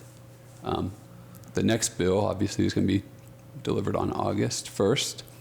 And anyone that's past due that hasn't paid that July 20th bill, when they get this August 1st bill, they'll have another box on their bill that shows the past due amount. So it shows the current amount and the past due amount. All right. And then 2 weeks before we do shut off, so on August 18th is the shut off date for August. 2 weeks before that, we'll do a late notice reminder. And we use a tool called Everbridge to send out an email, a text message, and a phone call. So that's their second form of notification after the bill, letting them know that they're past due and when they need to pay. 1 week before shutoffs, we'll send out what we call a tag in our office. That's a mailer to the residents to let them know that they're past due and that they have a week to pay before they're shut off. And then we do a final reminder 2 days before shutoff day. That's another email, text, and phone call. Those work really well as long as we have a good email and good phone number. A lot of times when we're not getting a hold of people, that's because we don't have good contact information. So one of the first things we'll ask them is, this your correct email? Is this your correct phone number? So I've highlighted the bill due date and the shutoff date because that is what is inconsistent between the policy and the ordinance. The ordinance says that we won't shut off within 30 days of the due date. This is 29 days from July 20th to August 18th. So we're 1 day in front of that ordinance. And then obviously the next bill is due on August 20th. So I asked one of our staff today if we'd ever not shut off before the next bill due date. And she'd been here 21 years and she said no, that we've always shut off for the prior bill before the next bill was due. All right. So communication to past due customers. I'm going to start at the bottom here. We talked about these 4 different forms of notification that they get before their power is shut off. So the utility bill, and that can be mailed or paperless, the late notice reminder, the shut off notice tag mailer, and then that final reminder 2 days before. So we always shut off the Wednesday before the next due date. And we like Wednesday because that's the day that we're hoping that people will be home. You know, Friday's not a great day. Monday, people might still be on vacation. We're hoping that on a Wednesday, that people are home. So that time can vary between the due date and the shut-off date between 21 and 30 days. So it varies because of the number of days in the month. So from February to March, you lose a few days in February because it's only 28 days. And then also being on a Wednesday, it's not a certain day of the month. So that time between the due date and the shut-off date does vary, but it's always the Wednesday before the next due date. All right. I just want to show some of our numbers. So we have over 14,000 utility accounts.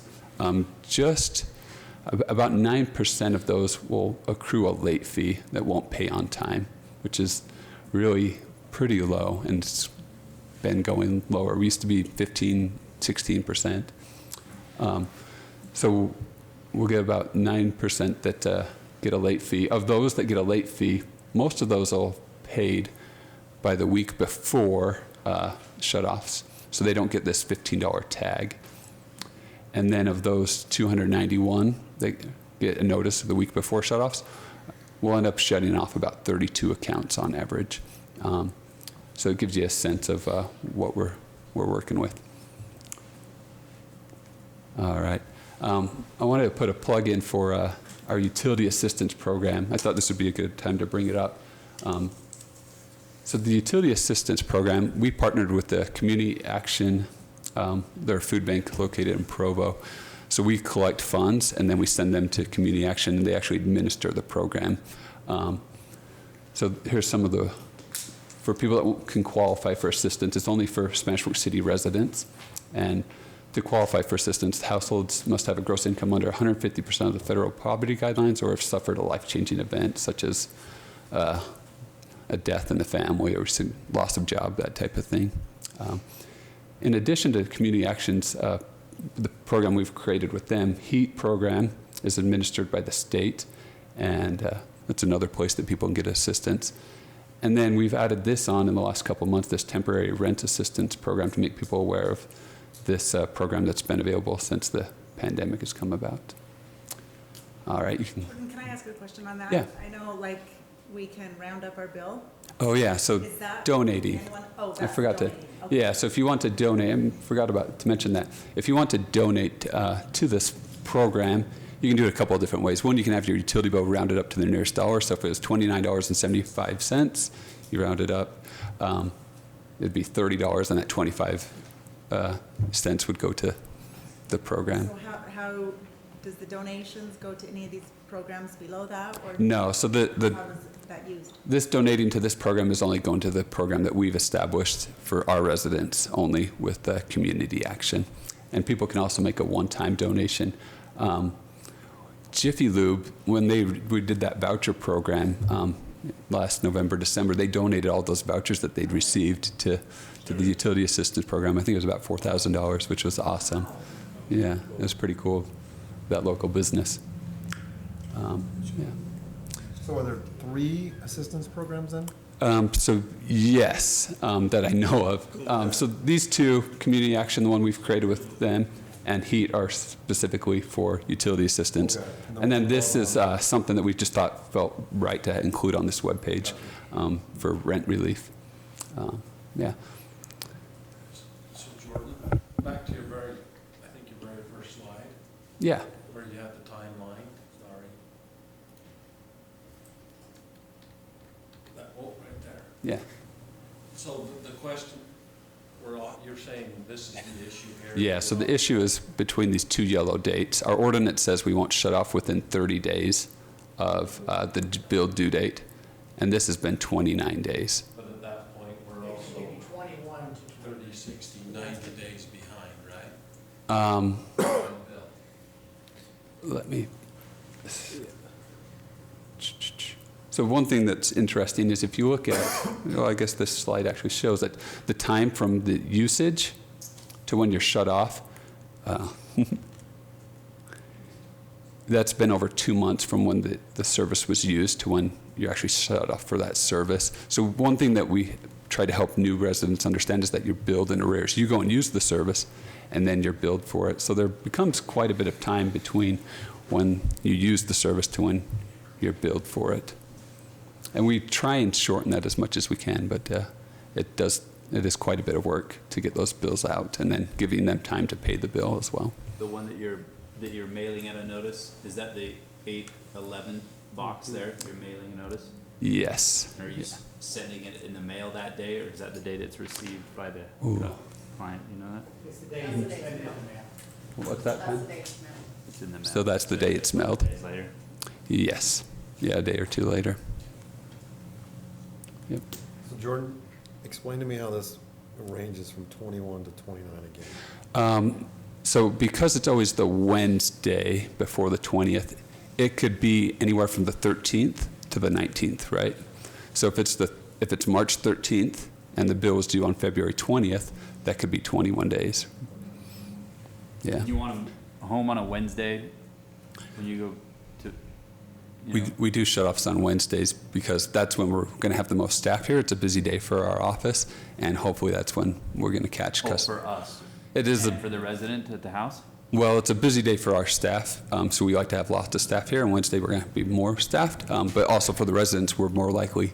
I'm leaving for the You week. shut me off Yeah. on a Friday and I'm gone. Right. Yeah, if What's you're gonna on- happen on my food, Could you- spoilage, things like that. But when you go to there on a Wednesday and you're shutting them off, could they make arrangement then and call in and pay? And Right. So of those 32 that get shut off, we'll get at least about 25. We'll usually only have a handful that are still off by 5 p.m. the day of. Yeah. Yep. All right. So why do we shut off before the next due date? The sooner you can collect, that leads to fewer utility write-offs. So these unpaid debts, when we do have to write off accounts, are subsidized by those that do pay their bills in full. Customers are never past due more than one bill. We don't want them digging themselves too much of a hole. And then compounding late fees. Because, so that late fee is 5% of the unpaid balance. So if we allow them to carry two bills to that, when that bill's generated, they're going to get 5% late fee on two bills instead of just one bill.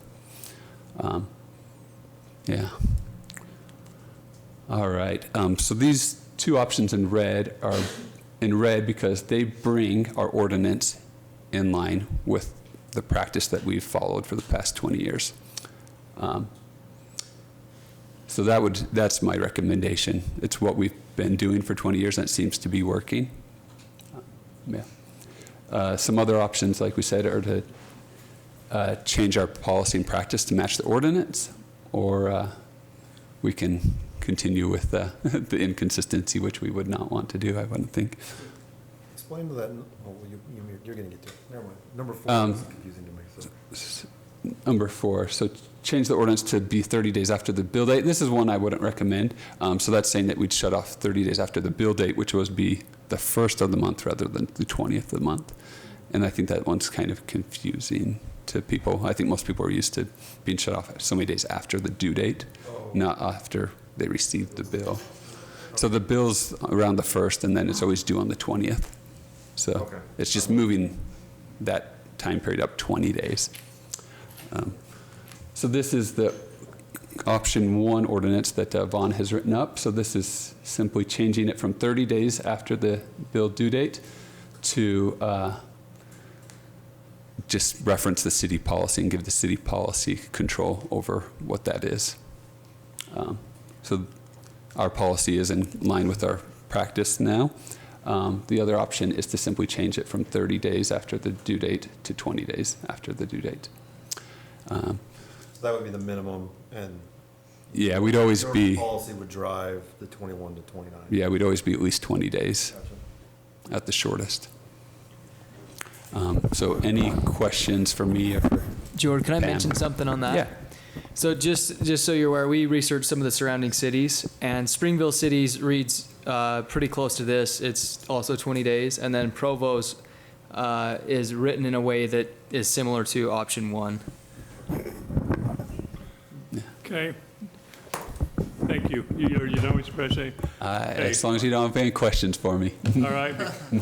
All right. I promised Alvin I'm going to give him 5 minutes to So I'm the one that caused this problem for the city, and I apologize there, but you know, the city council you have some responsibilities that you may not be aware of. You're the sole regulatory agency for city utilities.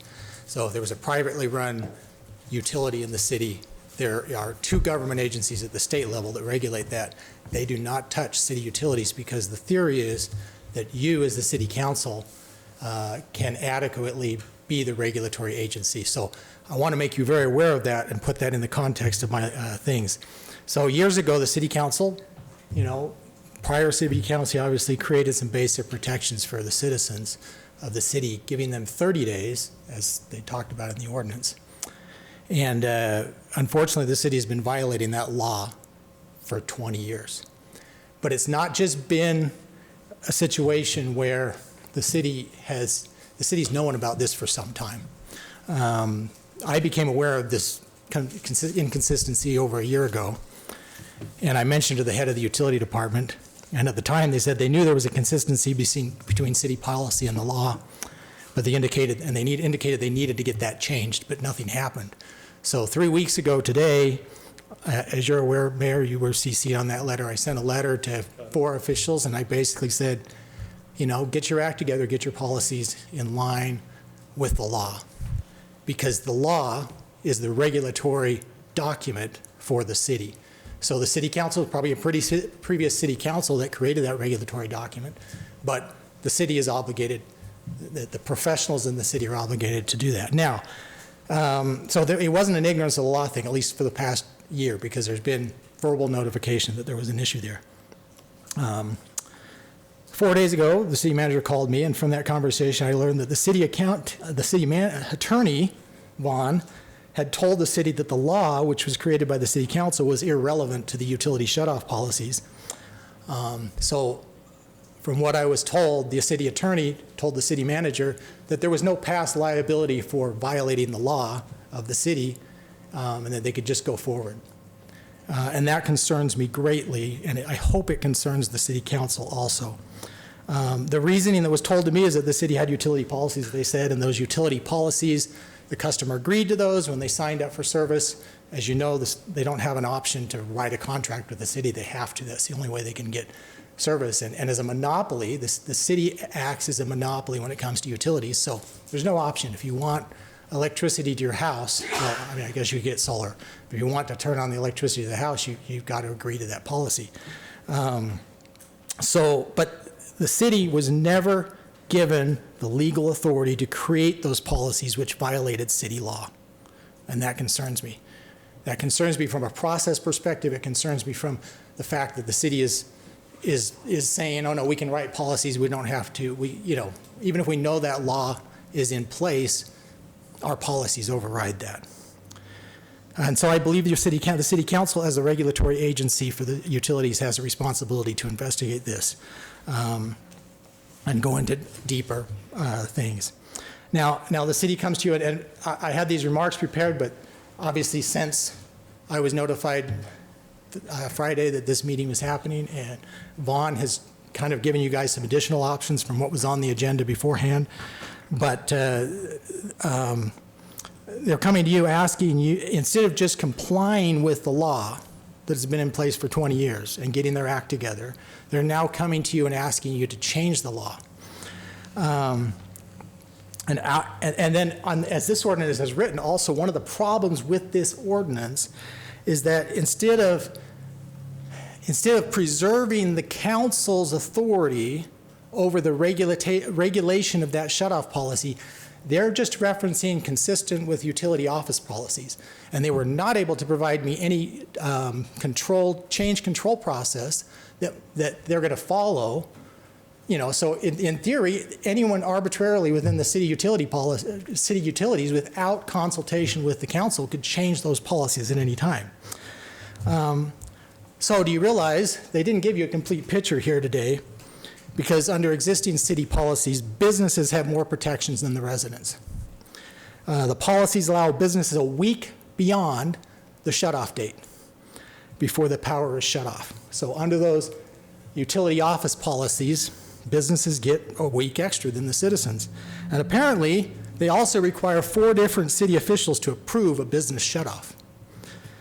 So why are businesses given special treatment under the city policies when a family that may be struggling to put food on their table in the city is not? That's a question I think you guys should ask.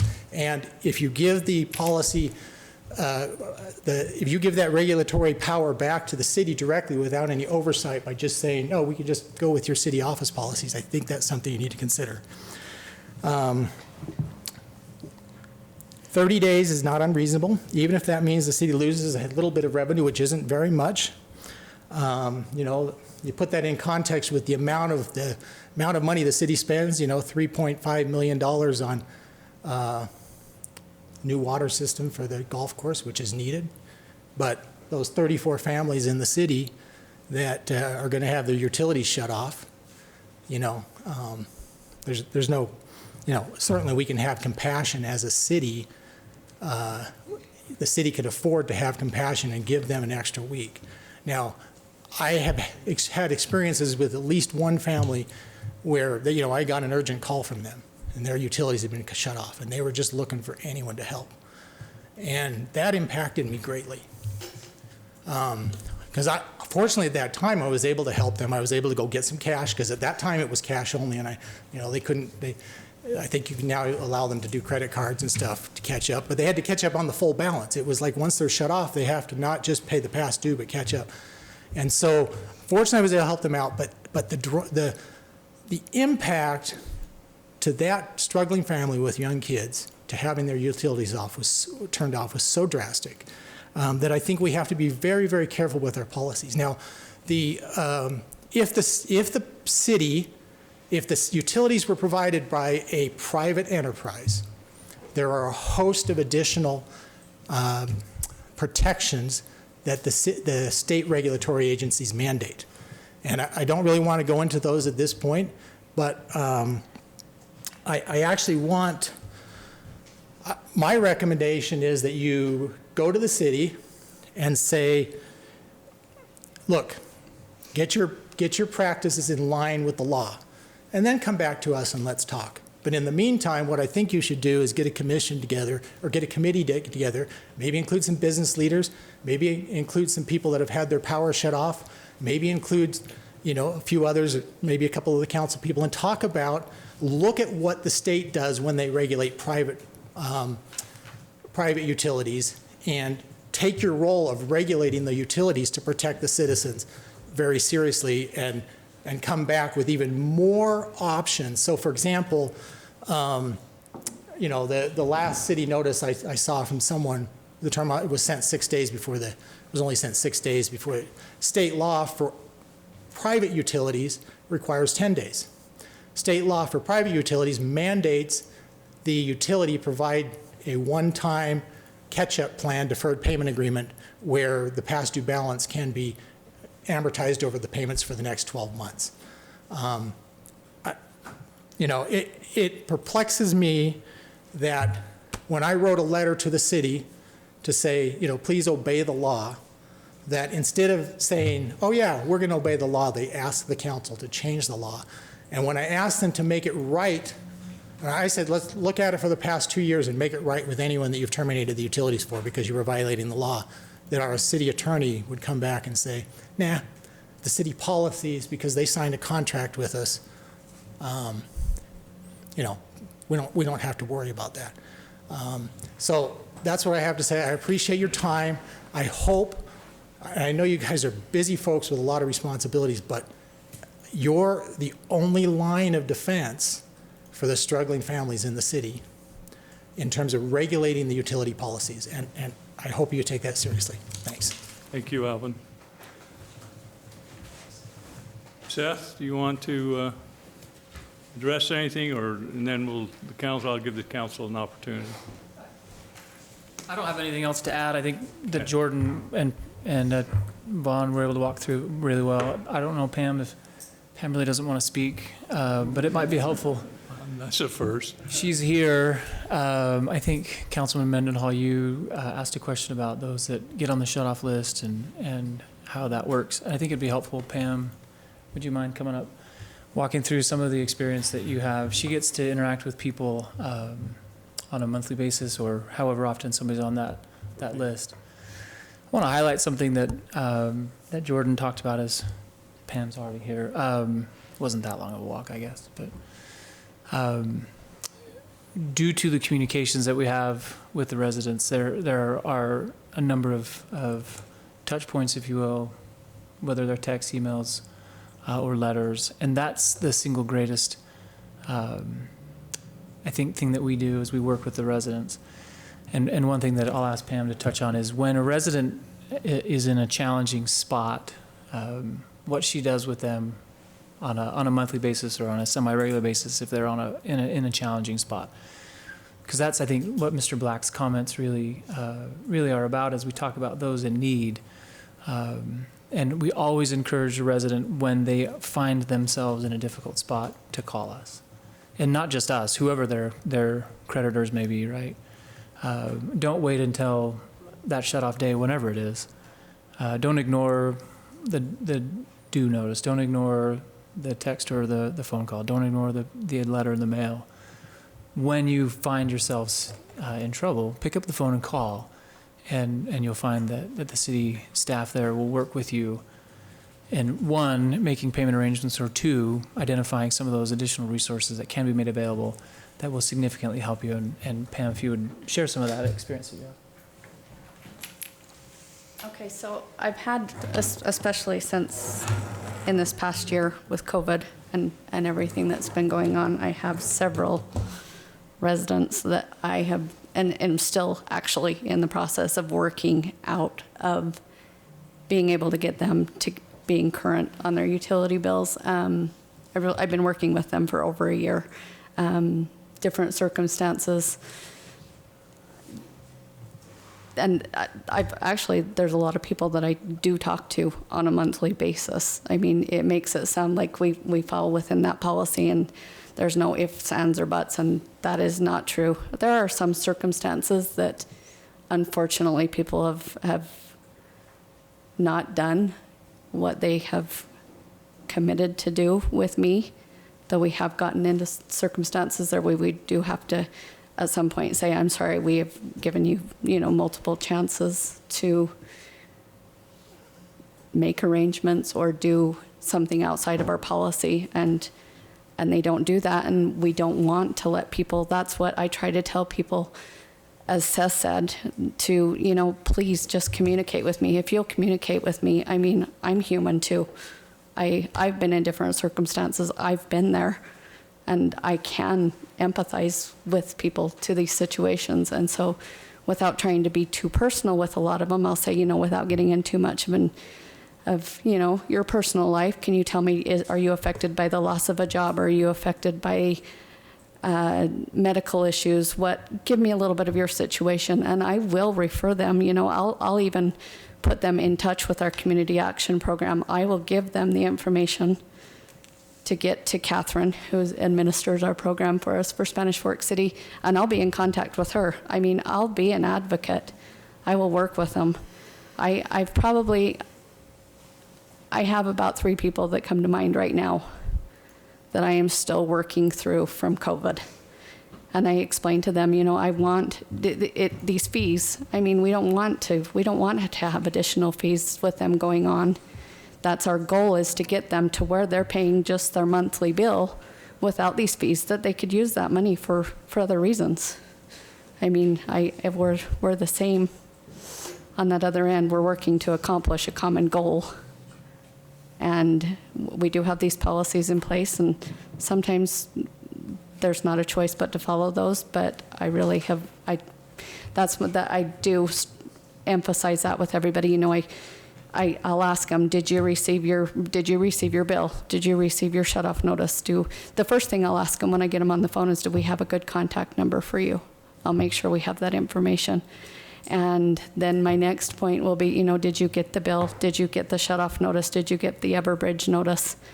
And a lot of times, most times they'll say yes. And that may be some people's, that may be a coping mechanism, is maybe they're not able to cope with it.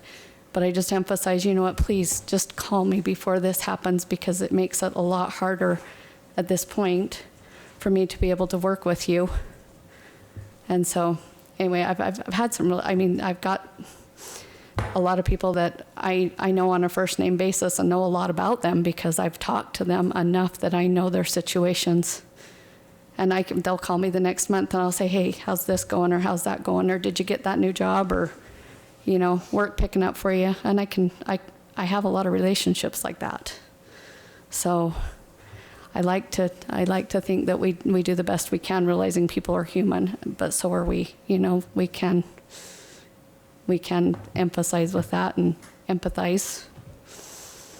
So does anybody have any questions about anything I was going to ask what the percentage of business Mr. Black referenced, businesses shut off and they have 10 days later, whatever. What's the percentage of businesses versus residential? that actually make it to actual shut-off day?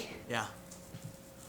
Out of those, say, the example that we gave, I believe, was like 291 that we sent out the shut-off notices to. When we actually get to shut-off day, possibly one. And a lot of times, unfortunately, with the businesses, it's not an ability to pay. It's a corporation where things are getting lost in the mix.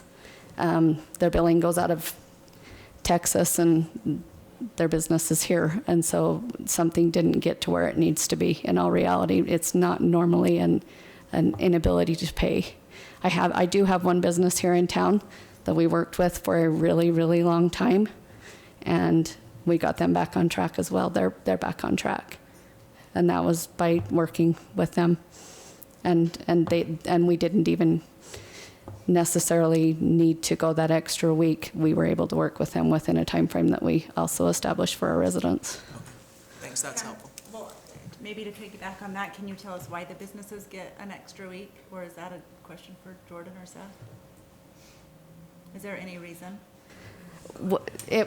The extra week is, that actually started, we kind of put that into process shortly before COVID because of COVID, and it wasn't necessarily an extra week. It was more of a notification so that we can work with them a little bit better. We don't want to shut a business down to have them have an inability to make revenue. So prior to COVID, it was on the same plan as residential? Yes.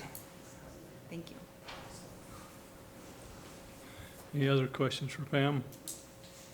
Any other questions or comments? Thanks, Pam. And the other thing I just wanted to say is if we were to go to the 30 days, that is, so we do have a 30-day bill cycle, so that would, where that causes an interference is that would make it, like Jordan said, they would accrue a late fee on a larger balance. We just don't, to reiterate, the reason is that we don't want people getting so far in the hole that they're unable to get out. I apologize, can I just make a comment on that, though? Absolutely. Can I make a comment on that? Okay. So I've heard that as an argument for why they don't want to do that, but, you know, is a $30 disconnect fee plus a $15, so a $45 fee is going to dwarf most people's late fees, so that, you know, those extra fees that you're charging them is going to, any interest on that is going to dwarf that. You should, I mean, it's just not I just don't think it's a valid argument. Thank you.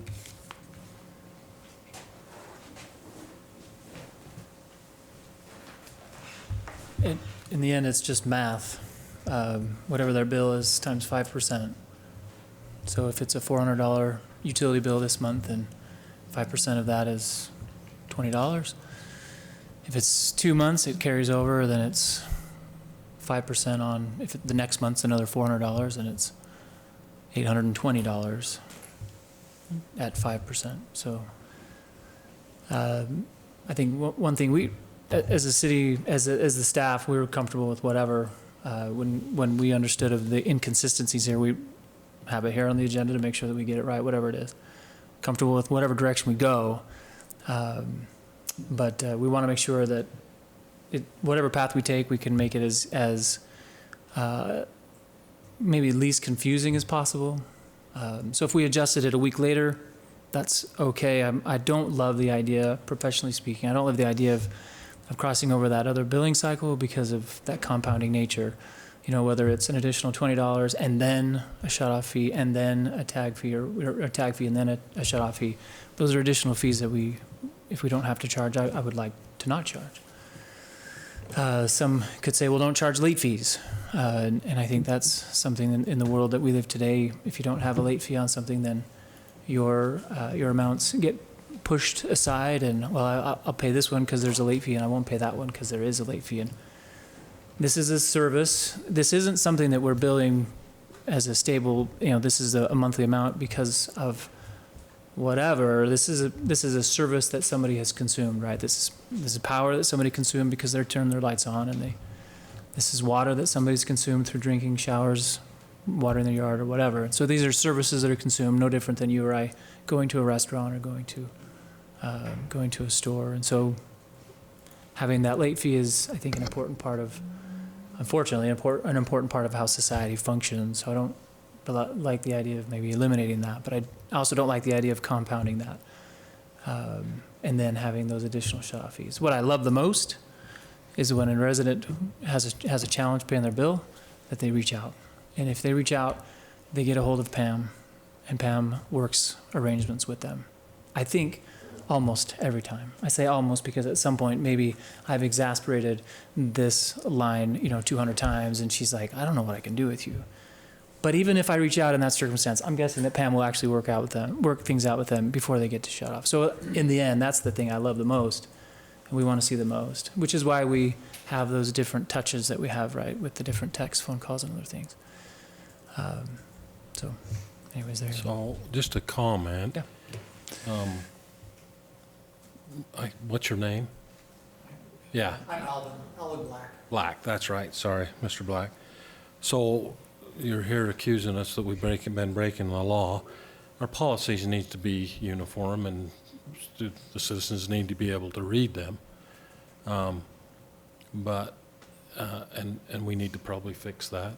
That's a problem that we need to issue. Us putting together a commission, we are the commission right here. We don't need another body or commission. We can deal with this, but I spent 5 years dealing with the city and their utilities, and these policies were in place. And every time I called down with an issue, I got help. And that I don't want to ever see go away. So Pam can never retire or quit. Because working with the city and me trying to help a resident was something that needed to happen, and that happened every time. Now, sometimes it was pretty hard, this is what it is. We're at this point after so many times. But I don't want to see the city, and you mentioned this, you talked about residents, Mr. Black, that we need to be compassionate about that.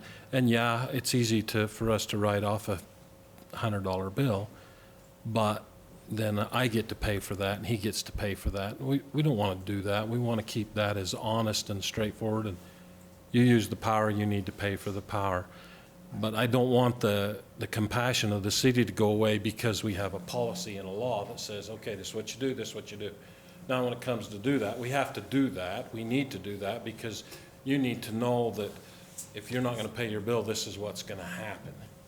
But what Pam said was, you know what, and Seth said it, is if you take a minute and call me and let me know you're in trouble, and we've just gone through almost 2 years now of in trouble, and I'm sure her days have not been the most pleasant over the last year to try to help and get through them, and she mentioned she's still got some that are struggling, and I'm still sure that there's people out there that are still struggling, and hopefully they can reach out to us. I've learned that time and time again, and that just doesn't go for Spanish Fork City, that goes for every single bill. If you're in trouble and make a phone call, they're always willing to help, and that's medical bills and the gas company and the other power companies. They also have policies and laws they have to follow also. But I don't want to see the city lose that compassion. Right. Yeah.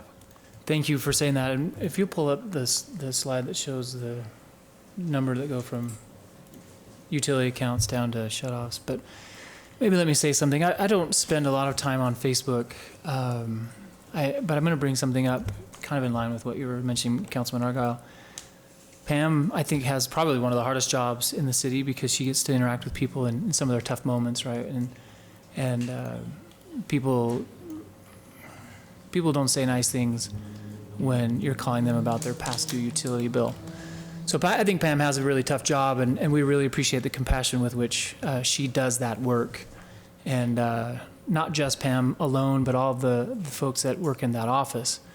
But I think Pam takes a lot of the brunt of that. So we really appreciate that. And there was one or two comments that were made specifically on Facebook about Pam.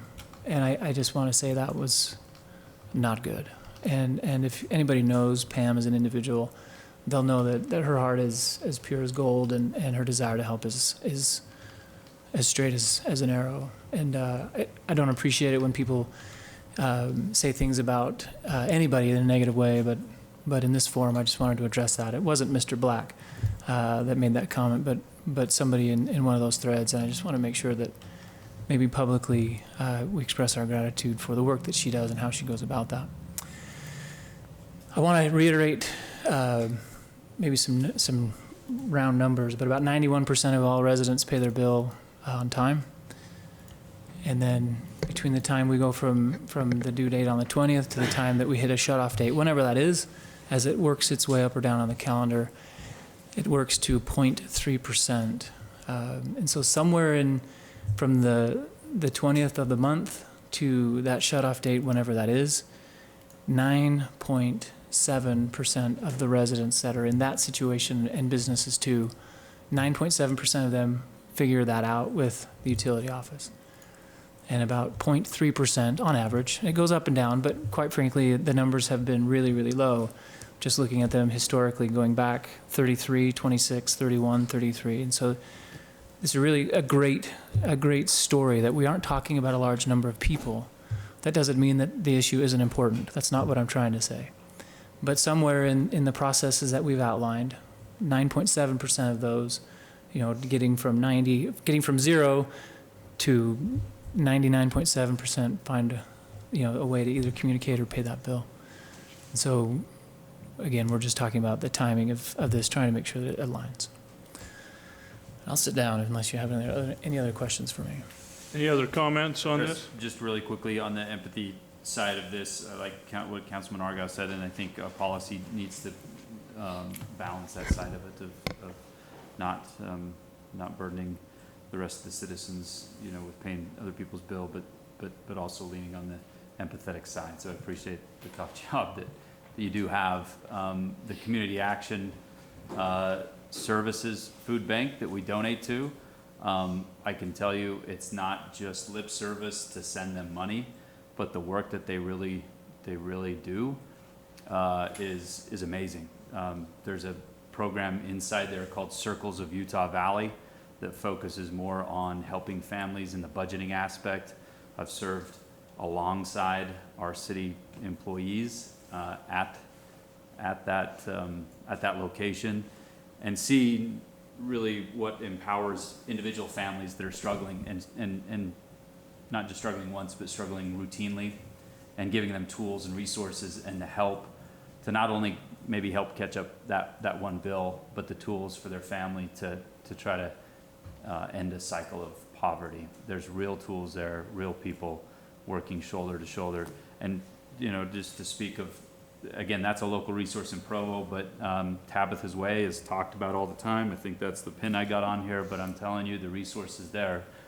There was a few hundred families getting backpacks and school supplies that probably have a tough time paying their utility bills and other bills all the time. So the action of this community, that you could have been somewhere else on your Saturday morning, and along with Amber and along with a lot of the council candidates, and I know a lot of people in this city, were there to donate their time and help families out. And so that's the most amazing part of getting to be on this side sometimes, is see the empathy of people, and not just people that work here, but people in the community. And so my plead there is just what's already been said. Reach out. There's help. There's help from the city side, but there's help from these organizations that really do have a mission to end the cycle of poverty. And so if you're in some circumstances there's some real help and some real tools and resources to end it not just once, but for a continuous period of time. Lon? Sorry, I meant to have you Mayor come and up. council, I just want to clarify one point that needs to be clarified. I want to be clear that I did never advise that we ignore our ordinance or violate the law. That was suggested earlier. That's completely not true. What I suggested is that we make them conform, and that I drafted the 3 ordinances you have to consider tonight. So I just want to be clear that did not happen. We're done. Anything else on here? I would just follow up with that, and I would say that I appreciate Mr. Black bringing up this, and on my 10 years on the council, I have appreciated when we find something like this, we try to make it better. So I appreciate that that's what we're doing here, and that we're working to find something better. I think what perhaps is happening, Mr. Black, is you've brought us something that needs to change, and that's what we're doing. There's no boogeyman here today, okay? There's good people working their butts off, and you talk about finding compassion, and that's all I'm seeing is compassion.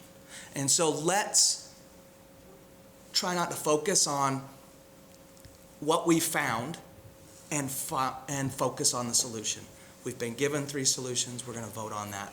And I appreciate that you've brought it forth. That's all we should be able to say about it. If we go on for a long time and talk about, the negative aspect of this, it's going to only rip us further apart instead of bringing us back together.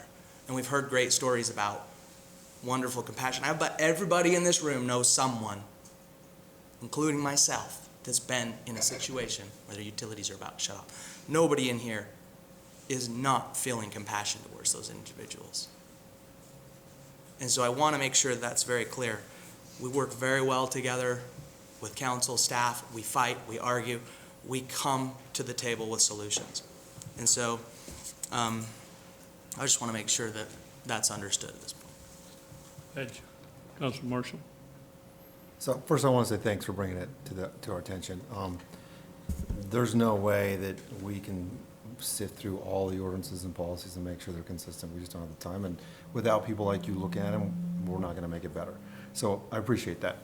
I think that processes and policies are something we need to rely on as a government agency. The city needs to be able to rely on them. They need them. They need to be efficient so they can fall back on them. It just they have to be in place. We certainly need to be consistent. Pam needs that cover to provide that compassion that you just spoke about, Brandon. She needs to be able to look through that policy. I don't think it needs to be in ordinance by any means, but she needs to be able to look through that policy and say, this is where I can apply that compassion, and this is where I can't. This is where I have to make that hard decision to move forward. It just, relying on the goodwill of Pam every day puts too much pressure on our city employees. We need to provide the cover for them to make that happen. There may not be a Pam in the future, and so we need to build in that compassion as much as we can. I like the option where we don't give our accountability to the city staff. We own it, and we put a number in there, and they build policies around it. I think that's our job, and so I like that solution. But I'd like to see the policy that they put together that allows them to be flexible in that 9th hour when the power has to be shut off, and the steps that a homeowner and a family can take to see some relief. Because clearly there is relief there, and making sure they have access to it is important. But we need to make sure Pam has that cover to do it so that she doesn't get accused, or someone in the staff doesn't get accused of playing favorite somewhere and not playing favorite somewhere. So I think we can build that into the policy and keep our ordinance pretty simple and straightforward, and give the staff the flexibility to administer our policy, or our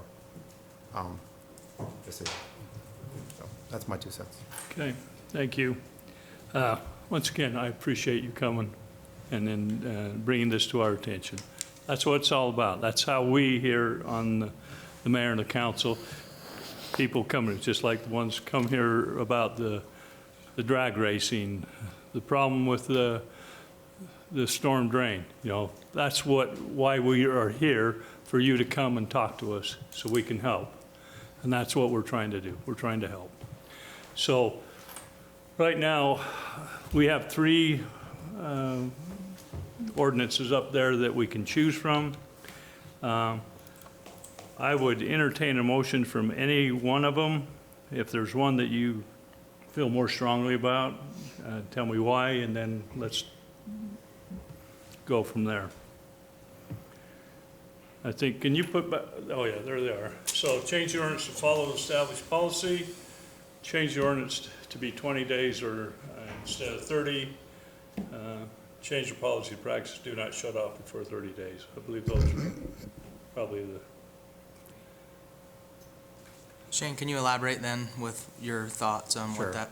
which one of those 3? Or are you saying none of those? No, I'm saying number 2. Oh, okay. I think the policy that the city's established is pretty sound and solid. It's well-defined, it's defendable. I like it. It's inconsistent with our ordinance. So I think that we should direct the city staff to 20 days.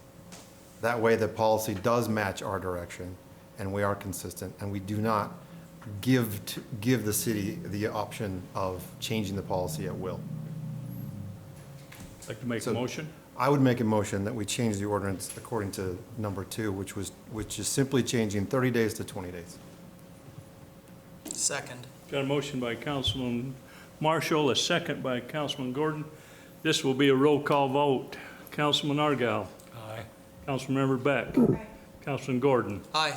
Councilman Marshall. Aye. Councilman Mendenhall. Aye. Okay, that passes. Thank you. Appreciate your time and coming and enjoy thank you for the discussion. I think that's good that we had here.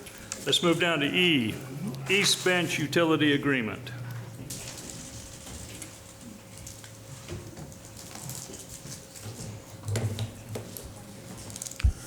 Okay, we had a project on schedule for this year to run a new pressurized irrigation trunk line up into the northeast bench area.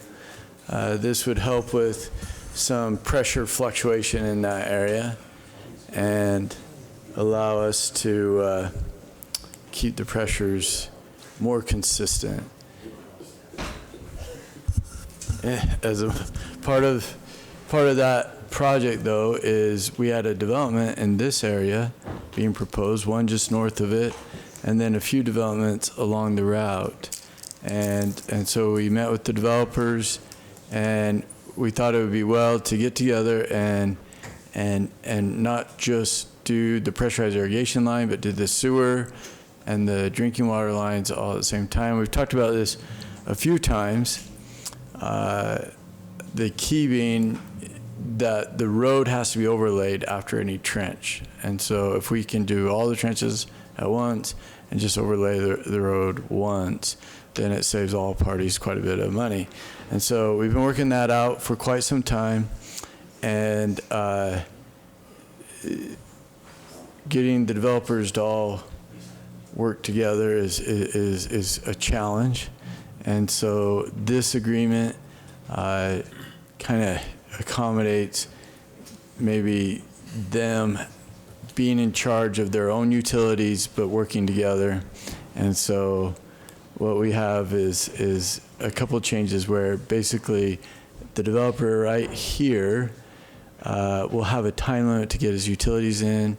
He'll give us an easement right away, and then if for some reason he doesn't perform, then the developer down here can make sure that he performs. So this covers the next 2 items. The first one is with this developer, and the second one is with that developer. This developer and that developer? East Bench and Park Estate.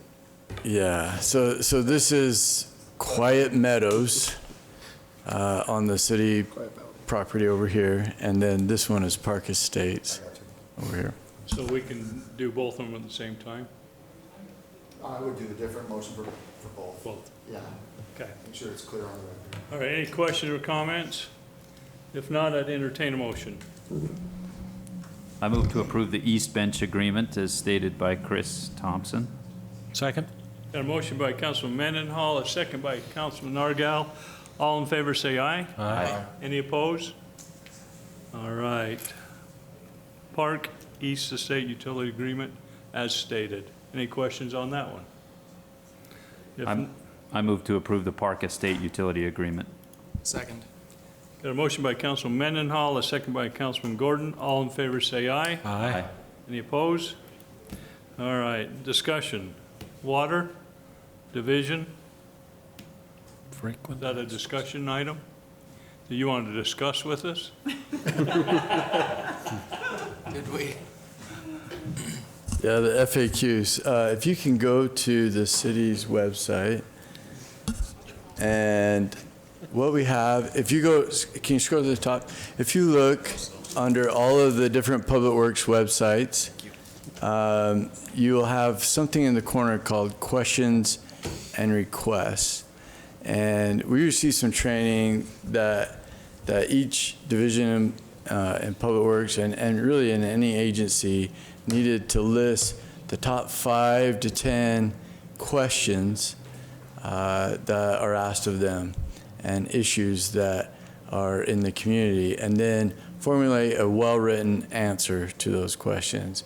And this becomes very important, especially as we go to programs like Podium and some of these others where you actually are writing responses back to people that are documented. It's very important that those responses are consistent and are accurate. And so we've gone through a several month process to write down the top questions that each of our divisions in Public Works are asked.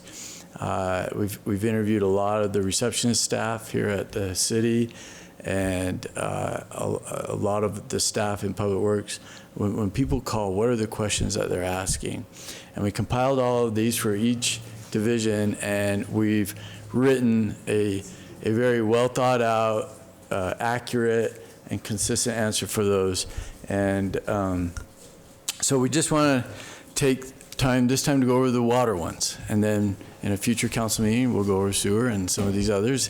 And I believe sometimes you guys get asked questions, and so it might be good for you to know where the answers are to a lot of them anyway, and have that at your fingertips. We just can't make up an answer? Well, you can. It's just we found that method isn't as consistent as other methods. So we're proposing a better option. There's talk. So here we go.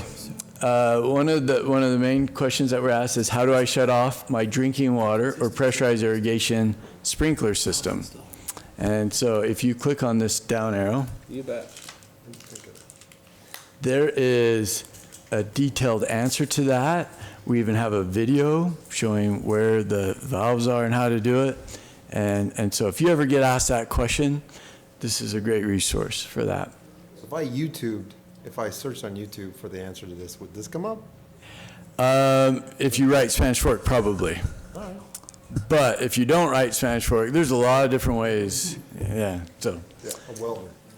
We spent millions of dollars putting this together. Why would you go to YouTube? Good point. Okay, so the next one is, how do I locate my meters and shut off valves?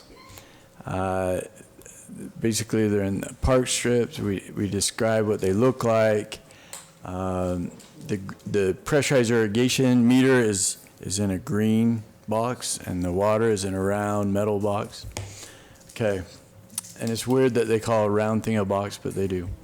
Okay, the next one is, there is water coming out of my meter lid or in the street in front of my house. What should I do? This is something that's very concerning to us. We want a call to this emergency number right away. So if a receptionist here at the city gets this call, we immediately want the call transferred to that number so that we can get out there and check on it right away. The next question, I received a leak letter from the city. What do I need to do? So this kind of talks about what are the basic steps to isolating that leak to find out how it is. Councilman Argyle was talking a little bit about our smart meters, which can meter to the nearest gallon. Because of this, we can pick up on leaks pretty easily. And we know when there's a consistent amount of usage that doesn't match what is normal. Okay. And then how to isolate the leak and what to do there. The next question we have listed here is, are there any watering restrictions? So there is a lot to this answer. One of the biggest thing is we meter our water, whereas most cities don't, and so we can do restrictions in ways that these other cities can't. We can have tiered rates. A city that doesn't meter cannot have tiered rates. They have no idea what the people are using. The other thing is that we have seen is that metering, doing water restrictions does not often cause conservation. All it does is it makes sure that every other day when I can water, I make sure I water, whether I need to or not. Even if it's raining, I'm going to water because I'm not going to be able to water tomorrow when it's not raining. Whereas if you educate people on responsibly watering, you give them the tools like smart meters, smart irrigation controllers, those type of things. And this talks about all of that. And then there's a link that talks about all the things the city is doing for water conservation. So this is a great resource if someone's complaining about not having water restrictions. The next one is, how can I know my water pressure?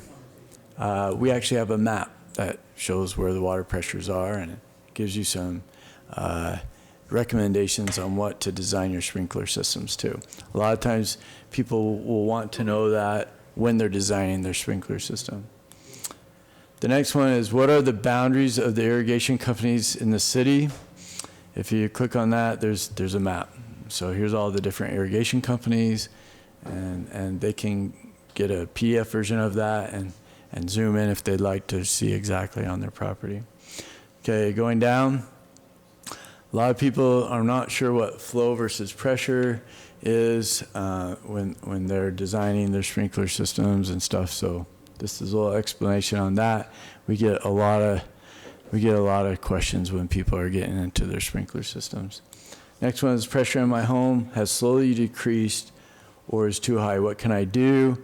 Here's a little explanation about what your PRV is. We found a lot of builders put in PRVs that are too small. And because of that, there's a lot of problems with that. They wear out quickly.